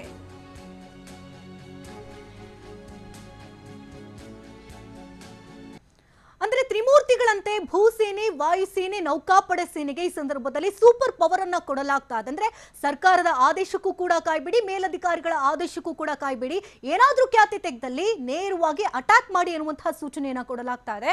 ಇದಕ್ಕೆ ಸಂಬಂಧಪಟ್ಟಂತೆ ಯಾವ ರೀತಿ ತಯಾರಿಗಳಾಗ್ತಾ ಇದೆ, ಸೂಚನೆಯಲ್ಲಿ ಏನೇನನ್ನ ಮಾನದಂಡಗಳನ್ನ ವಿಧಿಸಲಾಗಿದೆ, ಇದೆಲ್ಲದರ ಬಗ್ಗೆ ಮಾಹಿತಿಯನ್ನ ಕೊಡ್ತಾರೆ Maltesh. Over to you. Thank you Shakuntala. ಹೌದು, ಇಲ್ಲಿ ಗಾಲ್ವನ್ ಅಂತ ಪ್ರದೇಶದಲ್ಲಿ ಕಾರ್ಯನಿರ್ವಹಿಸುವಂತಹ ಸಂದರ್ಭದಲ್ಲಿ ಬಹಳ ಹೆಚ್ಚಿನ ಮಾಹಿತಿಯನ್ನ ವಿನಿಮಯ ಮಾಡ್ತಾ ಕೂತ್ರೆ ಅದು ನಮ್ಮ ಸೈನಿಕರಿಗೆ ಕುತ್ತು ಅನ್ನುವಂಥದ್ದನ್ನ ನಮ್ಮ ಸರ್ಕಾರವೂ ಕೂಡ ಜೊತೆಗೆ ಸೇನೆಗೆ ಸಂಬಂಧಪಟ್ಟಂತ ಮುಖ್ಯಸ್ಥರು ಕೂಡ ಅರ್ಥ ಮಾಡ್ಕೊಂಡ ಹಾಗಿದೆ. ಈ ಕಾರಣಕ್ಕಾಗಿನೇ ಸದ್ಯ ಸ್ಥಳದಲ್ಲಿ ಕಾರ್ಯನಿರ್ವಹಿಸುವಂತಹ ಅಧಿಕಾರಿಗಳಿಗೆ ಒಂದು ಸೂಚನೆಯನ್ನ ಕೊಡಲಾಗಿದೆ. ಹಿರಿಯ ಅಧಿಕಾರಿಗಳಿಗೆ ಸೂಚನೆಯನ್ನ ಕೊಟ್ಟು ಆ ನಂತರದಲ್ಲಿ ನೀವು ಆಕ್ಷನ್ಗೆ ಮುಂದಾಗೋದಕ್ಕಿಂತ ಬದಲಾಗಿ ನೇರವಾಗಿ ನೀವು ಅಲ್ಲಿ ನಿರ್ಧಾರವನ್ನ ತೆಗೆದುಕೊಂಡು ಯಾವುದೇ ತೆರನಾದಂತ ಕಾರ್ಯಾಚರಣೆಗೂ ನೀವು ಸಿದ್ಧ ಆಗಿ ಅನ್ನುವಂಥ ಸೂಚನೆಯನ್ನ ಕೊಡಲಾಗಿದೆ. ಉದ್ವಿಗ್ನ ಪರಿಸ್ಥಿತಿಯ ಬೆನ್ನಲ್ಲೇ ಸೇನೆಗೆ ಈ ತರದ ಫುಲ್ ಪವರ್ ಅನ್ನ ಕೊಡಲಾಗಿದೆ. ಬಹುಶಃ ಅಲ್ಲಿ ಕಾರ್ಯನಿರ್ವಹಿಸುವಂತಹ ಕಮಾಂಡಿಂಗ್ ಆಫೀಸರ್ ತನ್ನ ಸೇನೆಗೆ ಸಂಬಂಧಪಟ್ಟಂತ ಪ್ರಮುಖರಿಗೆ ಆ ಮಾಹಿತಿಯನ್ನ ಕೊಟ್ಟು ಅದು ಆ ನಂತರದಲ್ಲಿ ಲೆಫ್ಟಿನೆಂಟ್ ಜನರಲ್ಗೆ ಬಂದು ಅದಾದ ನಂತರದಲ್ಲಿ ಅದು ಹೋಮ್ ಮಿನಿಸ್ಟ್ರಿಗೆ ಹೋಗಿ ಅದಾದ ನಂತರದಲ್ಲಿ ಪ್ರಧಾನಿಗಳಿಗೆ ಆ ವಿಚಾರ ಹೋಗಿ ಅಲ್ಲಿಂದ ನಿರ್ಧಾರ ಪ್ರಕಟ ಆಗಿ ಮತ್ತೆ ಇಲ್ಲಿ ಇಂಪ್ಲಿಮೆಂಟ್ ಆಗೋದಕ್ಕಿಂತ ಮುನ್ನ ಸ್ಥಳದಲ್ಲಿರುವಂತಹ ಕಮಾಂಡಿಂಗ್ ಆಫೀಸರ್ ನೇರವಾಗಿ ಇಲ್ಲಿ ಆಕ್ಷನ್ ಅನ್ನ ತೆಗೆದುಕೊಂಡ್ರೆ ಆಗಬಹುದಾದಂತಹ ಕ್ಯಾಶುಯಾಲಿಟೀಸ್ ಗಳನ್ನ ತಪ್ಪಿಸುವಂತ ನಿಟ್ಟಿನಲ್ಲಿ ಜೊತೆಗೆ ಚೀನಾ ಸೇನೆಗೂ ಕೂಡ ಒಂದು ತಕ್ಕವಾದಂತಹ ಪ್ರತ್ಯುತ್ತರವನ್ನು ಕೊಡೋದಕ್ಕೆ ಅವಕಾಶ ಆಗುತ್ತೆ ಅಂತ ಬಹುಶಃ ಇಂತಹದೊಂದು ನಿರ್ಧಾರಕ್ಕೆ ಬಂದಿರಬಹುದು. ಭಾರತೀಯ ಸೇನೆಗೆ ಸರ್ಕಾರದಿಂದ ತುರ್ತು ಅಧಿಕಾರವನ್ನ ಕೊಡಲಾಗಿದೆ ಅನ್ನೋದು ತಿಳಿದು ಬರ್ತಾ ಇದೆ. ಆಮೇಲೆ ಇನ್ನೊಂದು ವಿಚಾರ ಏನು ಅಂತ ಅಂದ್ರೆ ಇದು ಎಲ್ಲಾ ಸಂದರ್ಭಕ್ಕೆ ಸಂಬಂಧಪಟ್ಟಂತ ಅವಕಾಶ ಅಲ್ಲ. ಇಂತಹ ಸಂದರ್ಭದಲ್ಲಿ ಕಾರ್ಯಾಚರಣೆಯನ್ನು ನಡೆಸುವಂತ ನಿಟ್ಟಿನಲ್ಲಿ ನೀಡಲಾಗಿರುವಂತ ತುರ್ತು ಅವಕಾಶ, ಪ್ರತ್ಯುತ್ತರವನ್ನ ನೀಡೋದಕ್ಕೆ ಸರ್ಕಾರದ ಆದೇಶಕ್ಕೆ ಕಾಯುವಂತ ಅಗತ್ಯ ಇಲ್ಲ ಅನ್ನುವಂಥದ್ದನ್ನು ಕೂಡ ಬಹಳ ಸ್ಪಷ್ಟವಾಗಿ ಹೇಳಲಾಗಿದೆ. ತಿರುಗೇಟನ್ನ ಕೊಡೋದಕ್ಕೆ ಮೇಲಾಧಿಕಾರಿಯ ಆದೇಶಕ್ಕೆ ಕಾಯಬೇಕಾಗಿಲ್ಲ ಅನ್ನುವಂಥದ್ದನ್ನ ಕೂಡ ನೀಡಲಾಗಿದೆ. ನಿಮ್ಗೆ ಗೊತ್ತಿರಲಿ, ಗಾಲ್ವಾನ್ ಅಂತ ಪ್ರದೇಶ ಅಥವಾ ಈ ತರದ ಕಣಿವೆ ಪ್ರದೇಶದಲ್ಲಿ ಚೀನಾ ಅಲ್ಲಿ ನೆಟ್ವರ್ಕ್ ನ ಸಮಸ್ಯೆ ಉಂಟಾಗಬಾರ್ದು ಅಂತೇಳಿ ಹಲವಾರು ಟವರ್ಗಳನ್ನೇ ಅಂದ್ರೆ ಮೊಬೈಲ್ ಟವರ್ಗಳನ್ನೇ ಅಳವಡಿಸುವಂತ ಕೆಲಸ ಮಾಡಿದೆ. ಸೊ ಆ ಮಟ್ಟಿಗಿನ ತಂತ್ರಜ್ಞಾನದ ವ್ಯವಸ್ಥೆ ತಕ್ಷಣದ ಮಟ್ಟಿಗೆ ಭಾರತದಿಂದ ಸಾಧ್ಯ ಆಗ್ಲಿಲ್ಲ ಅನ್ನುವಂಥದ್ದನ್ನು ಕೂಡ ಹಲವರು ಅದನ್ನ ಒಪ್ಪಿಕೊಳ್ತಾರೆ. ಈ ಕಾರಣಕ್ಕಾಗಿ ಸಂಪರ್ಕ ಸಾಧಿಸುವಂತ ಸಂದರ್ಭದಲ್ಲಿ ಬಹಳ ಸಮಸ್ಯೆಗಳಾಗುತ್ತೆ ಮೇಲಾಧಿಕಾರಿಗಳ ಜೊತೆಗೆ. ಆ ಟೈಮ್ ನಲ್ಲಿ ದೊಡ್ಡ ಅನಾಹುತವೇ ಆಗಬಹುದಾದಂತ ಚಾನ್ಸಸ್ ಇರುತ್ತೆ. ಹೀಗಾಗಿ ಗಡಿಯಲ್ಲಿ ತಕ್ಷಣವೇ ದಾಳಿಗೆ ಪ್ರತ್ಯುತ್ತರವನ್ನ ಕೊಡಬೇಕು ಅನ್ನುವಂತ ನಿಟ್ಟಿನಲ್ಲಿ ಸೂಚನೆಯನ್ನ ಕೊಡಲಾಗಿದೆ. ಅದರಲ್ಲೂ ಕೂಡ ಚೀನಾ ವಿರುದ್ಧದ ಪ್ರತಿ ದಾಳಿಗೆ ಯಾವುದೇ ಸಂದರ್ಭದಲ್ಲಿ, ಯಾಕಂತ ಅಂದ್ರೆ ನಾವೀಗ ಗಾಲ್ವಾನ್ ಒಂದು ಪ್ರದೇಶವನ್ನ ಗಮನಿಸಿರುವಂತದ್ದು, ಆದ್ರೆ LACಯ ಈ ತರದ ಬಹಳಷ್ಟು ಪ್ರದೇಶಗಳಲ್ಲಿ ಚೀನಾ ಈಗ ಆಲ್ರೆಡಿ ತನ್ನ ಸೇನೆಯನ್ನ ನಿಯೋಜನೆ ಮಾಡ್ತಾ ಇದೆ ಅನ್ನೋದು ಸ್ಪಷ್ಟ. ಅದಕ್ಕೆ ತಕ್ಕದಾಗಿ ಭಾರತವೂ ಕೂಡ ತನ್ನ ಸೇನೆಯನ್ನ ನಿಯೋಜನೆ ಮಾಡ್ತಾ ಇದೆ ಅನ್ನುವಂಥದ್ದು ಕೂಡ ಸ್ಪಷ್ಟ. ಹೀಗಾಗಿ ಗಾಲ್ವಾನ್ ನ ಬಿಕ್ಕಟ್ಟು ಸದ್ಯ ಬಗೆಹರಿದಂತ ರೀತಿಯಾಗಿ ಕಂಡು ಬರ್ತಾ ಇದ್ರು ಕೂಡ, ಅಥವಾ ಮಾತುಕತೆ ಮುಖೇನವಾಗಿ ಮೊನ್ನೆ ಬಗೆಹರಿದಂತ ರೀತಿಯಾಗಿ ಕಂಡು ಬರ್ತಾ ಇದ್ರು ಕೂಡ, ಇನ್ನುಳಿದಂತ ಪ್ರದೇಶಗಳಲ್ಲಿ ಸಮಸ್ಯೆಗಳಾಗಬಹುದಂತ ಚಾನ್ಸಸ್ ಇದೆ. ಆ ಟೈಮ್ ನಲ್ಲೂ ಬಹುಶಃ ಸರ್ಕಾರ ಕೊಟ್ಟಿರುವಂತ ಈ ಸೂಚನೆ ನಮ್ಮ ಸೇನೆಗೆ ಬಹಳ ಅನುಕೂಲಕ್ಕೆ ಬರಬಹುದಾದಂತ ಚಾನ್ಸಸ್ ಇದೆ. ಆಮೇಲೆ ಇನ್ನೊಂದು ವಿಚಾರ ಅಂತಂದ್ರೆ, ಕೆಲ ತಜ್ಞರು ಹೇಳುವ ಪ್ರಕಾರವಾಗಿ ಬಹುಶಃ ಈ ರೀತಿಯಾದಂತ ಆದೇಶವನ್ನ ಚೀನಾ ಕೊಟ್ಟಂತ ಕಾರಣಕ್ಕಾಗಿನೂ ಕೂಡ ಅಥವಾ ಮೇಲಾಧಿಕಾರಿಗಳು ತೆಗೆದುಕೊಂಡಂತ ನಿರ್ಧಾರ ಅಲ್ಲಿರುವಂತ ಕೆಳ ಹಂತದ ಅಧಿಕಾರಿಗಳಿಗೆ ಅಥವಾ ಕಮಾಂಡಿಂಗ್ ಆಫೀಸರ್ಗಳಿಗೆ ಗೊತ್ತಾಗದೇ ಇದ್ದಂತ ಕಾರಣದಿಂದಾಗಿನೇ ಗಲಾಟೆಗಳಾಗಿರ್ಬೋದು ಅನ್ನುವಂತ ಗುಮಾನಿಯನ್ನ ಕೂಡ ವ್ಯಕ್ತಪಡಿಸ್ತಾರೆ. ಯಾಕಂತ ಅಂದ್ರೆ ಸೇನೆಗೆ ಸಂಬಂಧಪಟ್ಟಂತ ಮುಖ್ಯಸ್ಥರು ಮಾತುಕತೆಯನ್ನ ನಡೆಸಿ ಸದ್ಯದ ಮಟ್ಟಿಗೆ ಗಾಲ್ವಾನ್ನಿಂದ ನಮ್ಮ ಸೈನಿಕರನ್ನ ವಾಪಸ್ ಕರ್ಸ್ಕೊಬೇಕು ಅನ್ನುವಂತ ಸೂಚನೆ ಕೊಟ್ಟಂತ ನಂತರದಲ್ಲಿ ಆ ಗಲಾಟೆ ಆಗಿದೆ ಅಂತ ಅಂದ್ರೆ ಬಹುಶಃ ಕೆಳ ಹಂತದ ಅಧಿಕಾರಿಗಳಿಗೆ ಸೇನಾ ಮುಖ್ಯಸ್ಥರು ತೆಗೆದುಕೊಂಡಂತ ನಿರ್ಧಾರ ಸರಿಯಾದಂತ ರೀತಿಯಲ್ಲಿ ಕನ್ವೆ ಆಗದೆ ಹೋಗಿ ಅಲ್ಲಿ ಮಾತಿಗೆ ಮಾತು ಬೆಳೆದು ಇಲ್ಲಿ ಒಪ್ಪಂದ ಆಗಿದೆ ಅನ್ನುವಂಥದ್ದನ್ನು ಮೀರಿ ಗಲಾಟೆ ಆಗಿರಬಹುದಂತ ಚಾನ್ಸಸ್ ಇದೆ ಅಂತಾನೂ ಕೂಡ ಹೇಳಲಾಗ್ತಾ ಇದೆ. ಈ ಕಾರಣಕ್ಕಾಗಿನೇ ಭಾರತವೂ ಕೂಡ ಸದ್ಯ ಅಲ್ಲಿರುವಂತ ಕಮಾಂಡಿಂಗ್ ಆಫೀಸರ್ಗೆ ಕಂಪ್ಲೀಟ್ ಆದಂತ ಅವಕಾಶವನ್ನ ಕೊಟ್ಟು ಯಾವುದೇ ಕ್ಷಣದಲ್ಲೂ ಕೂಡ ನೀವು ಪ್ರತ್ಯುತ್ತರ ಕೊಡೋದಕ್ಕೆ ಹಿಂದೆ ಮುಂದೆ ನೋಡ್ಬೇಡಿ ಅನ್ನುವಂತ ಸೂಚನೆಯನ್ನ ಕೊಡಲಾಗಿದೆ. ಭೂಸೇನೆ, ವಾಯುಸೇನೆ ಜೊತೆಗೆ ನೌಕಾದಳಕ್ಕೆ ಸಂಬಂಧಪಟ್ಟಂತೆನೂ ಕೂಡ ಈ ಸೂಚನೆ ಹೋಗಿದೆ. ಆದ್ರೆ ಈಗ ನಾವು ಅಕಸ್ಮಾತ್ ಆ ಸೀಮಿತ ಪ್ರದೇಶಕ್ಕೆ ನಾವು ಗಮನಿಸೋದಾದ್ರೆ ಅಲ್ಲಿ ವಾಯುಸೇನೆ ಜೊತೆಗೆ ಭೂಸೇನೆಗಿಂತ ಬಹಳ ಹೆಚ್ಚಾಗಿ ವಾಯುಸೇನೆ ಜೊತೆಗೆ ನೌಕಾದಳಕ್ಕಿಂತ ಬಹಳ ಹೆಚ್ಚಾಗಿ ಭೂಸೇನೆಯಲ್ಲಿ ಆಕ್ಟಿವ್ ಆಗಿರ್ಬೇಕಾಗುತ್ತೆ. ಅಥವಾ ನಾವ್ ಇನ್ನೊಂದು ವಿಚಾರ ಅಂತಂದ್ರೆ ನೌಕಾದಳದ ಮಟ್ಟಿಗೆ ನಾವು ಹೋಗೋದ್ರೆ ಸ್ವಲ್ಪ ದೊಡ್ಡ ಮಟ್ಟದ ಯುದ್ಧ ಆದಂತ ನಂತರದಲ್ಲಿ ನೌಕಾದಳ ಫೀಲ್ಡ್ ಇಳಿಬೇಕಾದಂತ ಅನಿವಾರ್ಯತೆ ಬರುತ್ತೆ. ಆಮೇಲೆ ಅಲ್ಲೂ ಕೂಡ ಸರ್ವರ್ದ ಸ್ಥಳಗಳಿದೆ. ಈ ಕಾರಣಕ್ಕಾಗಿ ಅಲ್ಲೂ ಕಾರ್ಯನಿರ್ವಹಿಸೋದು ಅತಿ ಮುಖ್ಯ ಆಗುತ್ತೆ. ಬಟ್ ಸ್ವಲ್ಪ ದೂರದೃಷ್ಟಿಯ ವಿಚಾರವಾಗುತ್ತೆ. ಆದ್ರೆ ತತ್ಕ್ಷಣಕ್ಕೆ ಅಲ್ಲಿ ಭೂಸೇನೆ ಜೊತೆಗೆ ವಾಯುಸೇನೆಗೆ ಸಂಬಂಧಪಟ್ಟಂತೆ ವಾಯುಸೇನೆಯೂ ಕೂಡ ಕಂಪ್ಲೀಟ್ ಆಗಿ ನಿಮ್ಗೆ ಅಲ್ಲಿ ಕೆಲಸ ಮಾಡೋದಕ್ಕೂ ಕೂಡ ಆಗದೆ ಇರುವಂತ ಸನ್ನಿವೇಶ ಇದೆ. ಯಾಕಂತಂದ್ರೆ ಅಲ್ಲಿರುವಂತ ವಾತಾವರಣ ಬಹುಶಃ ದೌಲತ್ ಬೇಗ್ ಓಲ್ಡಿಗೆ ಸಂಬಂಧಪಟ್ಟಂತೆ ವಾಯುನೆಲೆಗೆ ಮೊನ್ನೆ ಇತ್ತೀಚೆಗೆ ನಾವು ಏರ್ಕ್ರಾಫ್ಟ್ ಗಳನ್ನ ಅಲ್ಲಿ ಲ್ಯಾಂಡ್ ಮಾಡೋದಕ್ಕೆ ನಾವು ಶುರು ಮಾಡಿರುವಂತದ್ದು. ಈ ಕಾರಣಕ್ಕಾಗಿ ಬಹಳ ಪ್ರಯೋಗವನ್ನ ನೇರವಾಗಿ ಮಾಡೋದಕ್ಕೆ ಆಗೋದಿಲ್ಲ. ಯಾಕಂತಾನೆ ಅಂತ ಪ್ರದೇಶಗಳಲ್ಲಿ ಕಾರ್ಯನಿರ್ವಹಿಸುವಂತಹ ಸಂದರ್ಭದಲ್ಲಿ ನಮ್ಮ ಜೊತೆಗೆ ವಾಯುಸೇನೆಗೆ ಸಂಬಂಧಪಟ್ಟಂತ ಕೆಲ ಸೇನಾಧಿಕಾರಿಗಳೇ ಹೇಳಿರುವ ಪ್ರಕಾರವಾಗಿ ಇಂಜಿನ್ಗಳು ತಮ್ಮ ಸಾಮರ್ಥ್ಯವನ್ನ ಕಳೆದುಕೊಳ್ಳುತ್ತವೆ ಅನ್ನುವಂಥದ್ದನ್ನ ಹೇಳ್ತಾ ಇದ್ರು. ಹೀಗಾಗಿ ವಾಯುಸೇನೆಗೆ ಸಂಬಂಧಪಟ್ಟಂತೆ ನೇರವಾಗಿ ಅವರು ಆಕ್ಟಿವ್ ಆಗಿ ಅಲ್ಲಿನ ಯುದ್ಧದಲ್ಲಿ ಪಾರ್ಟಿಸಿಪೇಟ್ ಮಾಡೋಕೆ ಆಗದೆ ಹೋದ್ರು ಕೂಡ ಭೂಸೇನೆಯ ಪಾತ್ರ ಇಲ್ಲಿ ಬಹಳ ಆಗಿರುತ್ತೆ. ಅದರಲ್ಲೂ ಕೂಡ ನಮ್ಮ ಪರ್ವತ ಪಡೆಗೆ ಸಂಬಂಧಪಟ್ಟಂತ ಸಿಬ್ಬಂದಿಯದ್ದು ಅತಿ ಮುಖ್ಯ ಕೆಲಸ ಆಗಿರುತ್ತೆ. ಈ ಕಾರಣಕ್ಕಾಗಿನೇ ಬಹಳ ಮಾಹಿತಿ ಹಂಚಿಕೊಂಡು ಆ ನಂತರದಲ್ಲಿ ಸಂಪರ್ಕ ಸಾಧಿಸಿ ಆ ನಂತರದಲ್ಲಿ ಒಂದು ಡಿಸಿಷನ್ ಅನ್ನ ತೆಗೆದುಕೊಂಡು ಆ ಡಿಸಿಷನ್ ಅನ್ನ ಗಾಲ್ವಾಮ್ ನಂತ ಪ್ರದೇಶದ ಕಡೆಗೆ ಇರುವಂತ ಯೋಧರಿಗೆ ಕನ್ವೆ ಮಾಡಿ ಅವ್ರ ಮುಖೇನವಾಗಿ ಆಕ್ಷನ್ಗೆ ಅಲ್ಲಿ ಗೋ ಹೆಡ್ ಅಂತ ಹೇಳೋದಕ್ಕಿಂತ ಅಲ್ಲಿರುವಂತಹ ಕಮಾಂಡಿಂಗ್ ಆಫೀಸರ್ಗೆ ಸಂಪೂರ್ಣವಾದಂತಹ ಅಧಿಕಾರವನ್ನ ಕೊಟ್ಟು ಆ ಪರಿಸ್ಥಿತಿಯನ್ನ ನಿಭಾಯಿಸುವಂತ ನಿಟ್ಟಿನಲ್ಲಿ ನೀವು ಯಾವುದೇ ತೆರನಾದ ಕಾರ್ಯಾಚರಣೆಗೂ ಸಿದ್ಧ ಆಗಿ ಅನ್ನುವಂತ ಸೂಚನೆ ಕೊಟ್ಟಿರೋದು ನಮ್ಮ ಸೈನಿಕರ ಸ್ಥೈರ್ಯವನ್ನ ಕೂಡ ಹೆಚ್ಚೋದಕ್ಕೆ ಬಹಳ ಅವಕಾಶಗಳು ಸಿಕ್ಕಂತಾಗುತ್ತೆ. ದಿಟ್ಟವಾಗಿ ಎದುರಿಸಿ ಚೀನಾ ಸೇನೆಗೆ ಒಂದು ಎಚ್ಚರಿಕೆ ಕೊಡೋದಕ್ಕೂ ಕೂಡ ಉತ್ತಮವಾದಂತಹ ಬೆಳವಣಿಗೆ ಅಂತಾನೆ ನಾವಿಲ್ಲಿ ಉಲ್ಲೇಖಿಸಬಹುದಾಗಿದೆ. Over to you Shakuntala. Thank you Maltesh. ಇನ್ನು ದೃಷ್ಟಿ ಯುದ್ಧ, ಮಲ್ಲ ಯುದ್ಧ, ದೇಹ ಯುದ್ಧದಲ್ಲಿ ಈಗಾಗಲೇ ಏನು ಚೀನಾ ಖ್ಯಾತಿಯನ್ನ ತೆಗೆದಿತ್ತು. ನಂತರದಲ್ಲಿ ಎರಡು ಉಭಯ ದೇಶಗಳ ನಡುವೆ ಯುದ್ಧವನ್ನೇ ಸಾರುವಂತಹ ಪರಿಸ್ಥಿತಿ ಈಗ ಕ್ರಿಯೇಟ್ ಆಗಿದೆ. ಈ ಸಂದರ್ಭದಲ್ಲಿ ಚೀನಾ ಸೈನಿಕರ ಜೊತೆಗಿನ ಹೋರಾಟದ ಸಂಘರ್ಷದ ಸಂದರ್ಭದಲ್ಲಿ 20 ಯೋಧರು ಹುತಾತ್ಮರಾಗಿದ್ದಾರೆ. ಅಂದ್ರೆ ಹುತಾತ್ಮರಾದಂತಹ ಹಿನ್ನೆಲೆಯಲ್ಲಿ ಎಲ್ಲಾ ಹುತಾತ್ಮ ಯೋಧರ ಕುಟುಂಬಸ್ಥರಿಗೆ ಈ ಸಂದರ್ಭದಲ್ಲಿ ಮಾಹಿತಿಯನ್ನು ಕೂಡ ಕೊಡಲಾಗಿದೆ. ಸೋಮವಾರ ತಡರಾತ್ರಿ ಲಡಾಖ್ನಲ್ಲಿ ನಡೆದಂತಹ ಸಂಘರ್ಷದಲ್ಲಿ ಭಾರತೀಯ ಯೋಧರು ಹುತಾತ್ಮರಾಗಿದ್ದರು. ಆ ಕುಟುಂಬಸ್ಥರಿಗೆ ಸಂಪೂರ್ಣವಾದಂತಹ ಮಾಹಿತಿಯನ್ನು ಕೊಡಲಾಗಿದೆ. ಭಾರತೀಯ ಸೇನೆಯಿಂದ ಹುತಾತ್ಮ ಯೋಧರ ಕುಟುಂಬಸ್ಥರಿಗೆ ಅಧಿಕೃತವಾಗಿ ಮಾಹಿತಿ ಕೂಡ ಈಗಾಗಲೇ ರವಾನೆ ಮಾಡಲಾಗಿದೆ. ಎಲ್ಲ ಹುತಾತ್ಮ ಯೋಧರ ಕುಟುಂಬಸ್ಥರಿಗೆ ಸಂಪೂರ್ಣವಾದಂತಹ ಮಾಹಿತಿಯನ್ನ ಕೊಡಲಾಗಿದೆ. ಲಡಾಖ್ನ ಗಾಲ್ವಾನ್ ಕಣಿವೆಯಲ್ಲಿ ಭಾರತ ಮತ್ತು ಚೀನಾ ನಡುವಿನ ನಡೆದಂತಹ ಮಲ್ಲ ಯುದ್ಧದಲ್ಲಿ ಭಾರತದ 20 ಯೋಧರು ಹುತಾತ್ಮರಾಗಿದ್ದರು.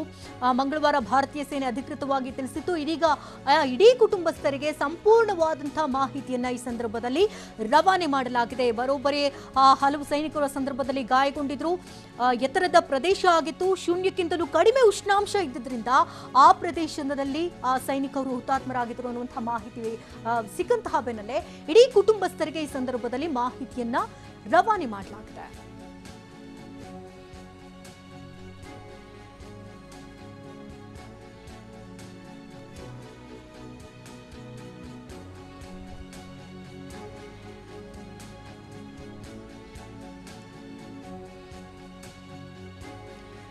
ಇನ್ನು 20 ಯೋಧರ ಬಲಿದಾನಕ್ಕೆ ಪ್ರತೀಕಾರ ಯಾವಾಗ ಅಂತ ಇಡೀ ದೇಶವೇ ಪ್ರಶ್ನೆ ಮಾಡ್ತಾ ಇದೆ. ಈ ಸಂದರ್ಭದಲ್ಲಿ ಇಡೀ ಮಾಹಿತಿಯನ್ನ, ಸಂಪೂರ್ಣವಾದಂತಹ ಮಾಹಿತಿಯನ್ನ ಸೇನೆ ಕಡೆಯಿಂದ ಅವರ ಕುಟುಂಬಸ್ಥರಿಗೆ ಸಂದರ್ಭದಲ್ಲಿ ಮಾಹಿತಿ ಕೂಡ ಕೊಡಲಾಗಿದೆ.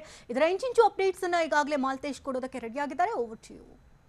Thank you Shakuntala. ಹೌದು, ಇಲ್ಲಿ ಭಾರತೀಯ ಸೇನೆಗೆ ಸಂಬಂಧಪಟ್ಟಂತೆ ನಾವು 20 ಮಂದಿ ಧೀರ ಯೋಧರನ್ನ ಕಳೆದುಕೊಂಡಿದ್ದೀವಿ. ಅವರು ಹುತಾತ್ಮರಾಗಿದ್ದಾರೆ. ಬಹಳ ಬೇಸರ ಇದೆ. ಅದರ ಜೊತೆಗೇನೆ ಇನ್ನೂ 4 ಮಂದಿ ಯೋಧರ ಸ್ಥಿತಿ ಗಂಭೀರ ಆಗಿದೆ ಅನ್ನುವಂಥದ್ದು ನಮ್ಮಲ್ಲಿ ಆತಂಕ ಹೆಚ್ಚಾಗೋದಕ್ಕೂ ಕೂಡ ಕಾರಣ ಆಗಿದೆ. ಆದರೆ ನಾವೀಗ ಮಾಡಬೇಕಾದಂಥದ್ದು ಅಂತಂದ್ರೆ ಪ್ರಮುಖವಾಗಿ ನಮ್ಮನ್ನ ಅಗಲಿರುವಂತಹ ಧೀರ ಯೋಧರು ಅಂದ್ರೆ ಹುತಾತ್ಮ ಯೋಧರಿಗೆ ಶ್ರದ್ಧಾಂಜಲಿಯನ್ನ ಸಲ್ಲಿಸೋ ಮುಖೇನವಾಗಿ ಅವರ ಆತ್ಮಕ್ಕೆ ಶಾಂತಿ ಸಿಗ್ಲಿ ಅಂತ ದೇವರಲ್ಲಿ ಪ್ರಾರ್ಥಿಸೋದು ಬಿಟ್ರೆ ನಮ್ಮ ಮುಂದೆ ಯಾವುದೇ ತೆರನಾದಂತಹ ಮಾರ್ಗಗಳಿಲ್ಲ.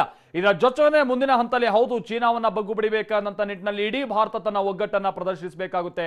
ಬಹುಶಃ ಆ ತೆರನಾದಂತಹ ಕಾರ್ಯಗಳ ಮುಖೇನವಾಗಿ ನಾವು ಈ ಯೋಧರಿಗೆ ಇವರ ಆತ್ಮಕ್ಕೆ ಶಾಂತಿ ಸಿಗುವಂತ ನಿಟ್ಟಿನಲ್ಲಿ ನಾವು ಕೂಡ ಕೆಲಸಗಳನ್ನ ಮಾಡಬೇಕಾಗುತ್ತೆ. ಯಾಕಂತಂದ್ರೆ ಪ್ರತಿಯೋರ್ವ ಭಾರತೀಯನ ಪಾತ್ರ ಕೂಡ ಇದರಲ್ಲಿದೆ. ಅದಕ್ಕೆ ತಕ್ಕ ಹಾಗೆ ಸರ್ಕಾರವೂ ಕೂಡ ಕೆಲವೊಂದಷ್ಟು ನಿರ್ದಿಷ್ಟವಾದಂತಹ ನಿರ್ಧಾರಗಳನ್ನ ತೆಗೆದುಕೊಳ್ಬೇಕಾಗುತ್ತೆ.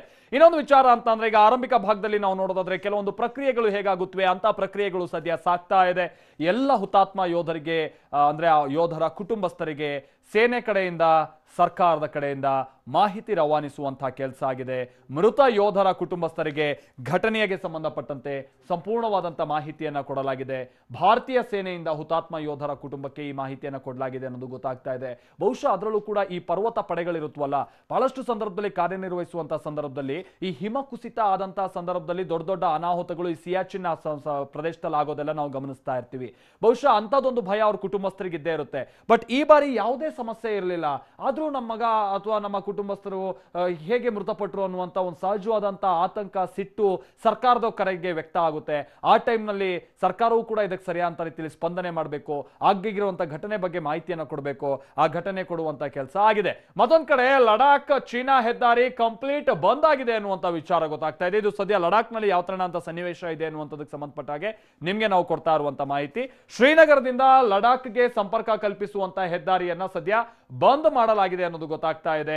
ಸದ್ಯ ಅಗತ್ಯ ಸೇವೆಗಳಿಗೆ ಸಂಬಂಧಪಟ್ಟಂತ ವಾಹನಗಳಷ್ಟೇ ಅಲ್ಲಿ ಸಂಚಾರ ಮಾಡೋದಕ್ಕೆ ಅವಕಾಶವನ್ನ ಕೊಡಲಾಗಿದೆ. ಗಡಿಯ ಹೆದ್ದಾರಿಯ ಉದ್ದಕ್ಕೂ ಕೂಡ ಸೇನೆಯಿಂದ ಹೈ ಅಲರ್ಟ್ ಅನ್ನ ತೆಗೆದುಕೊಳ್ಳಲಾಗಿದೆ ಅನ್ನೋದು ಗೊತ್ತಾಗ್ತಾ ಇದೆ.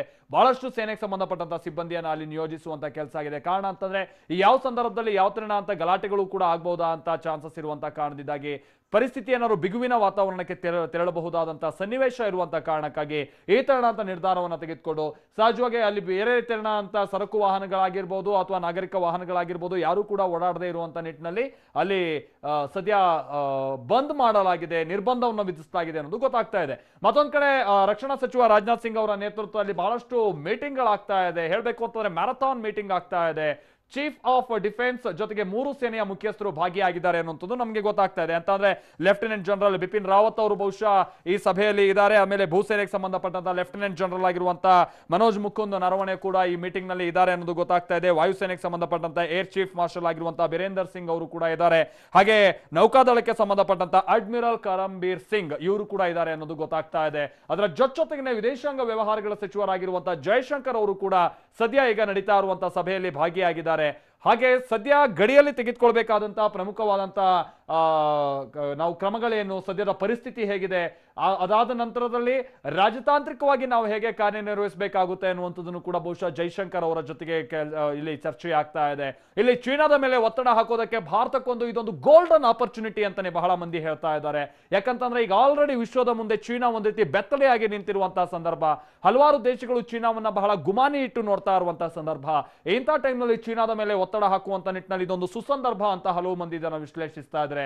ಇದರ ಜೊತೆಗೇನೆ ಲಡಾಖ್ ಗಡಿಯಲ್ಲಿ ಚೀನಾದ ಹೆಲಿಕಾಪ್ಟರ್ಗಳ ಹಾರಾಟನೂ ಕೂಡ ಬಹಳ ಹೆಚ್ಚಾಗ್ತಾ ಇದೆ ಅನ್ನೋದನ್ನ ನಾವು ಕೇಳ್ಪಡ್ತಾ ಇದ್ವಿ. ಅಷ್ಟೇ ಅಲ್ಲ, ಲಡಾಖ್ನ ಗಡಿಯಲ್ಲಿ ಚೀನಾದ ಆಂಬ್ಯುಲೆನ್ಸ್ ಗಳನ್ನು ಕೂಡ ಬಹಳ ಹೆಚ್ಚಿನ ಸಂಖ್ಯೆಯಲ್ಲಿ ಅಲ್ಲಿ ಜಮಾವಣೆ ಮಾಡಲಾಗ್ತಾ ಇದೆ ಅನ್ನುವಂಥ ವಿಚಾರವೂ ಕೂಡ ನಮಗೆ ತಿಳಿದು ಬರ್ತಾ ಇದೆ.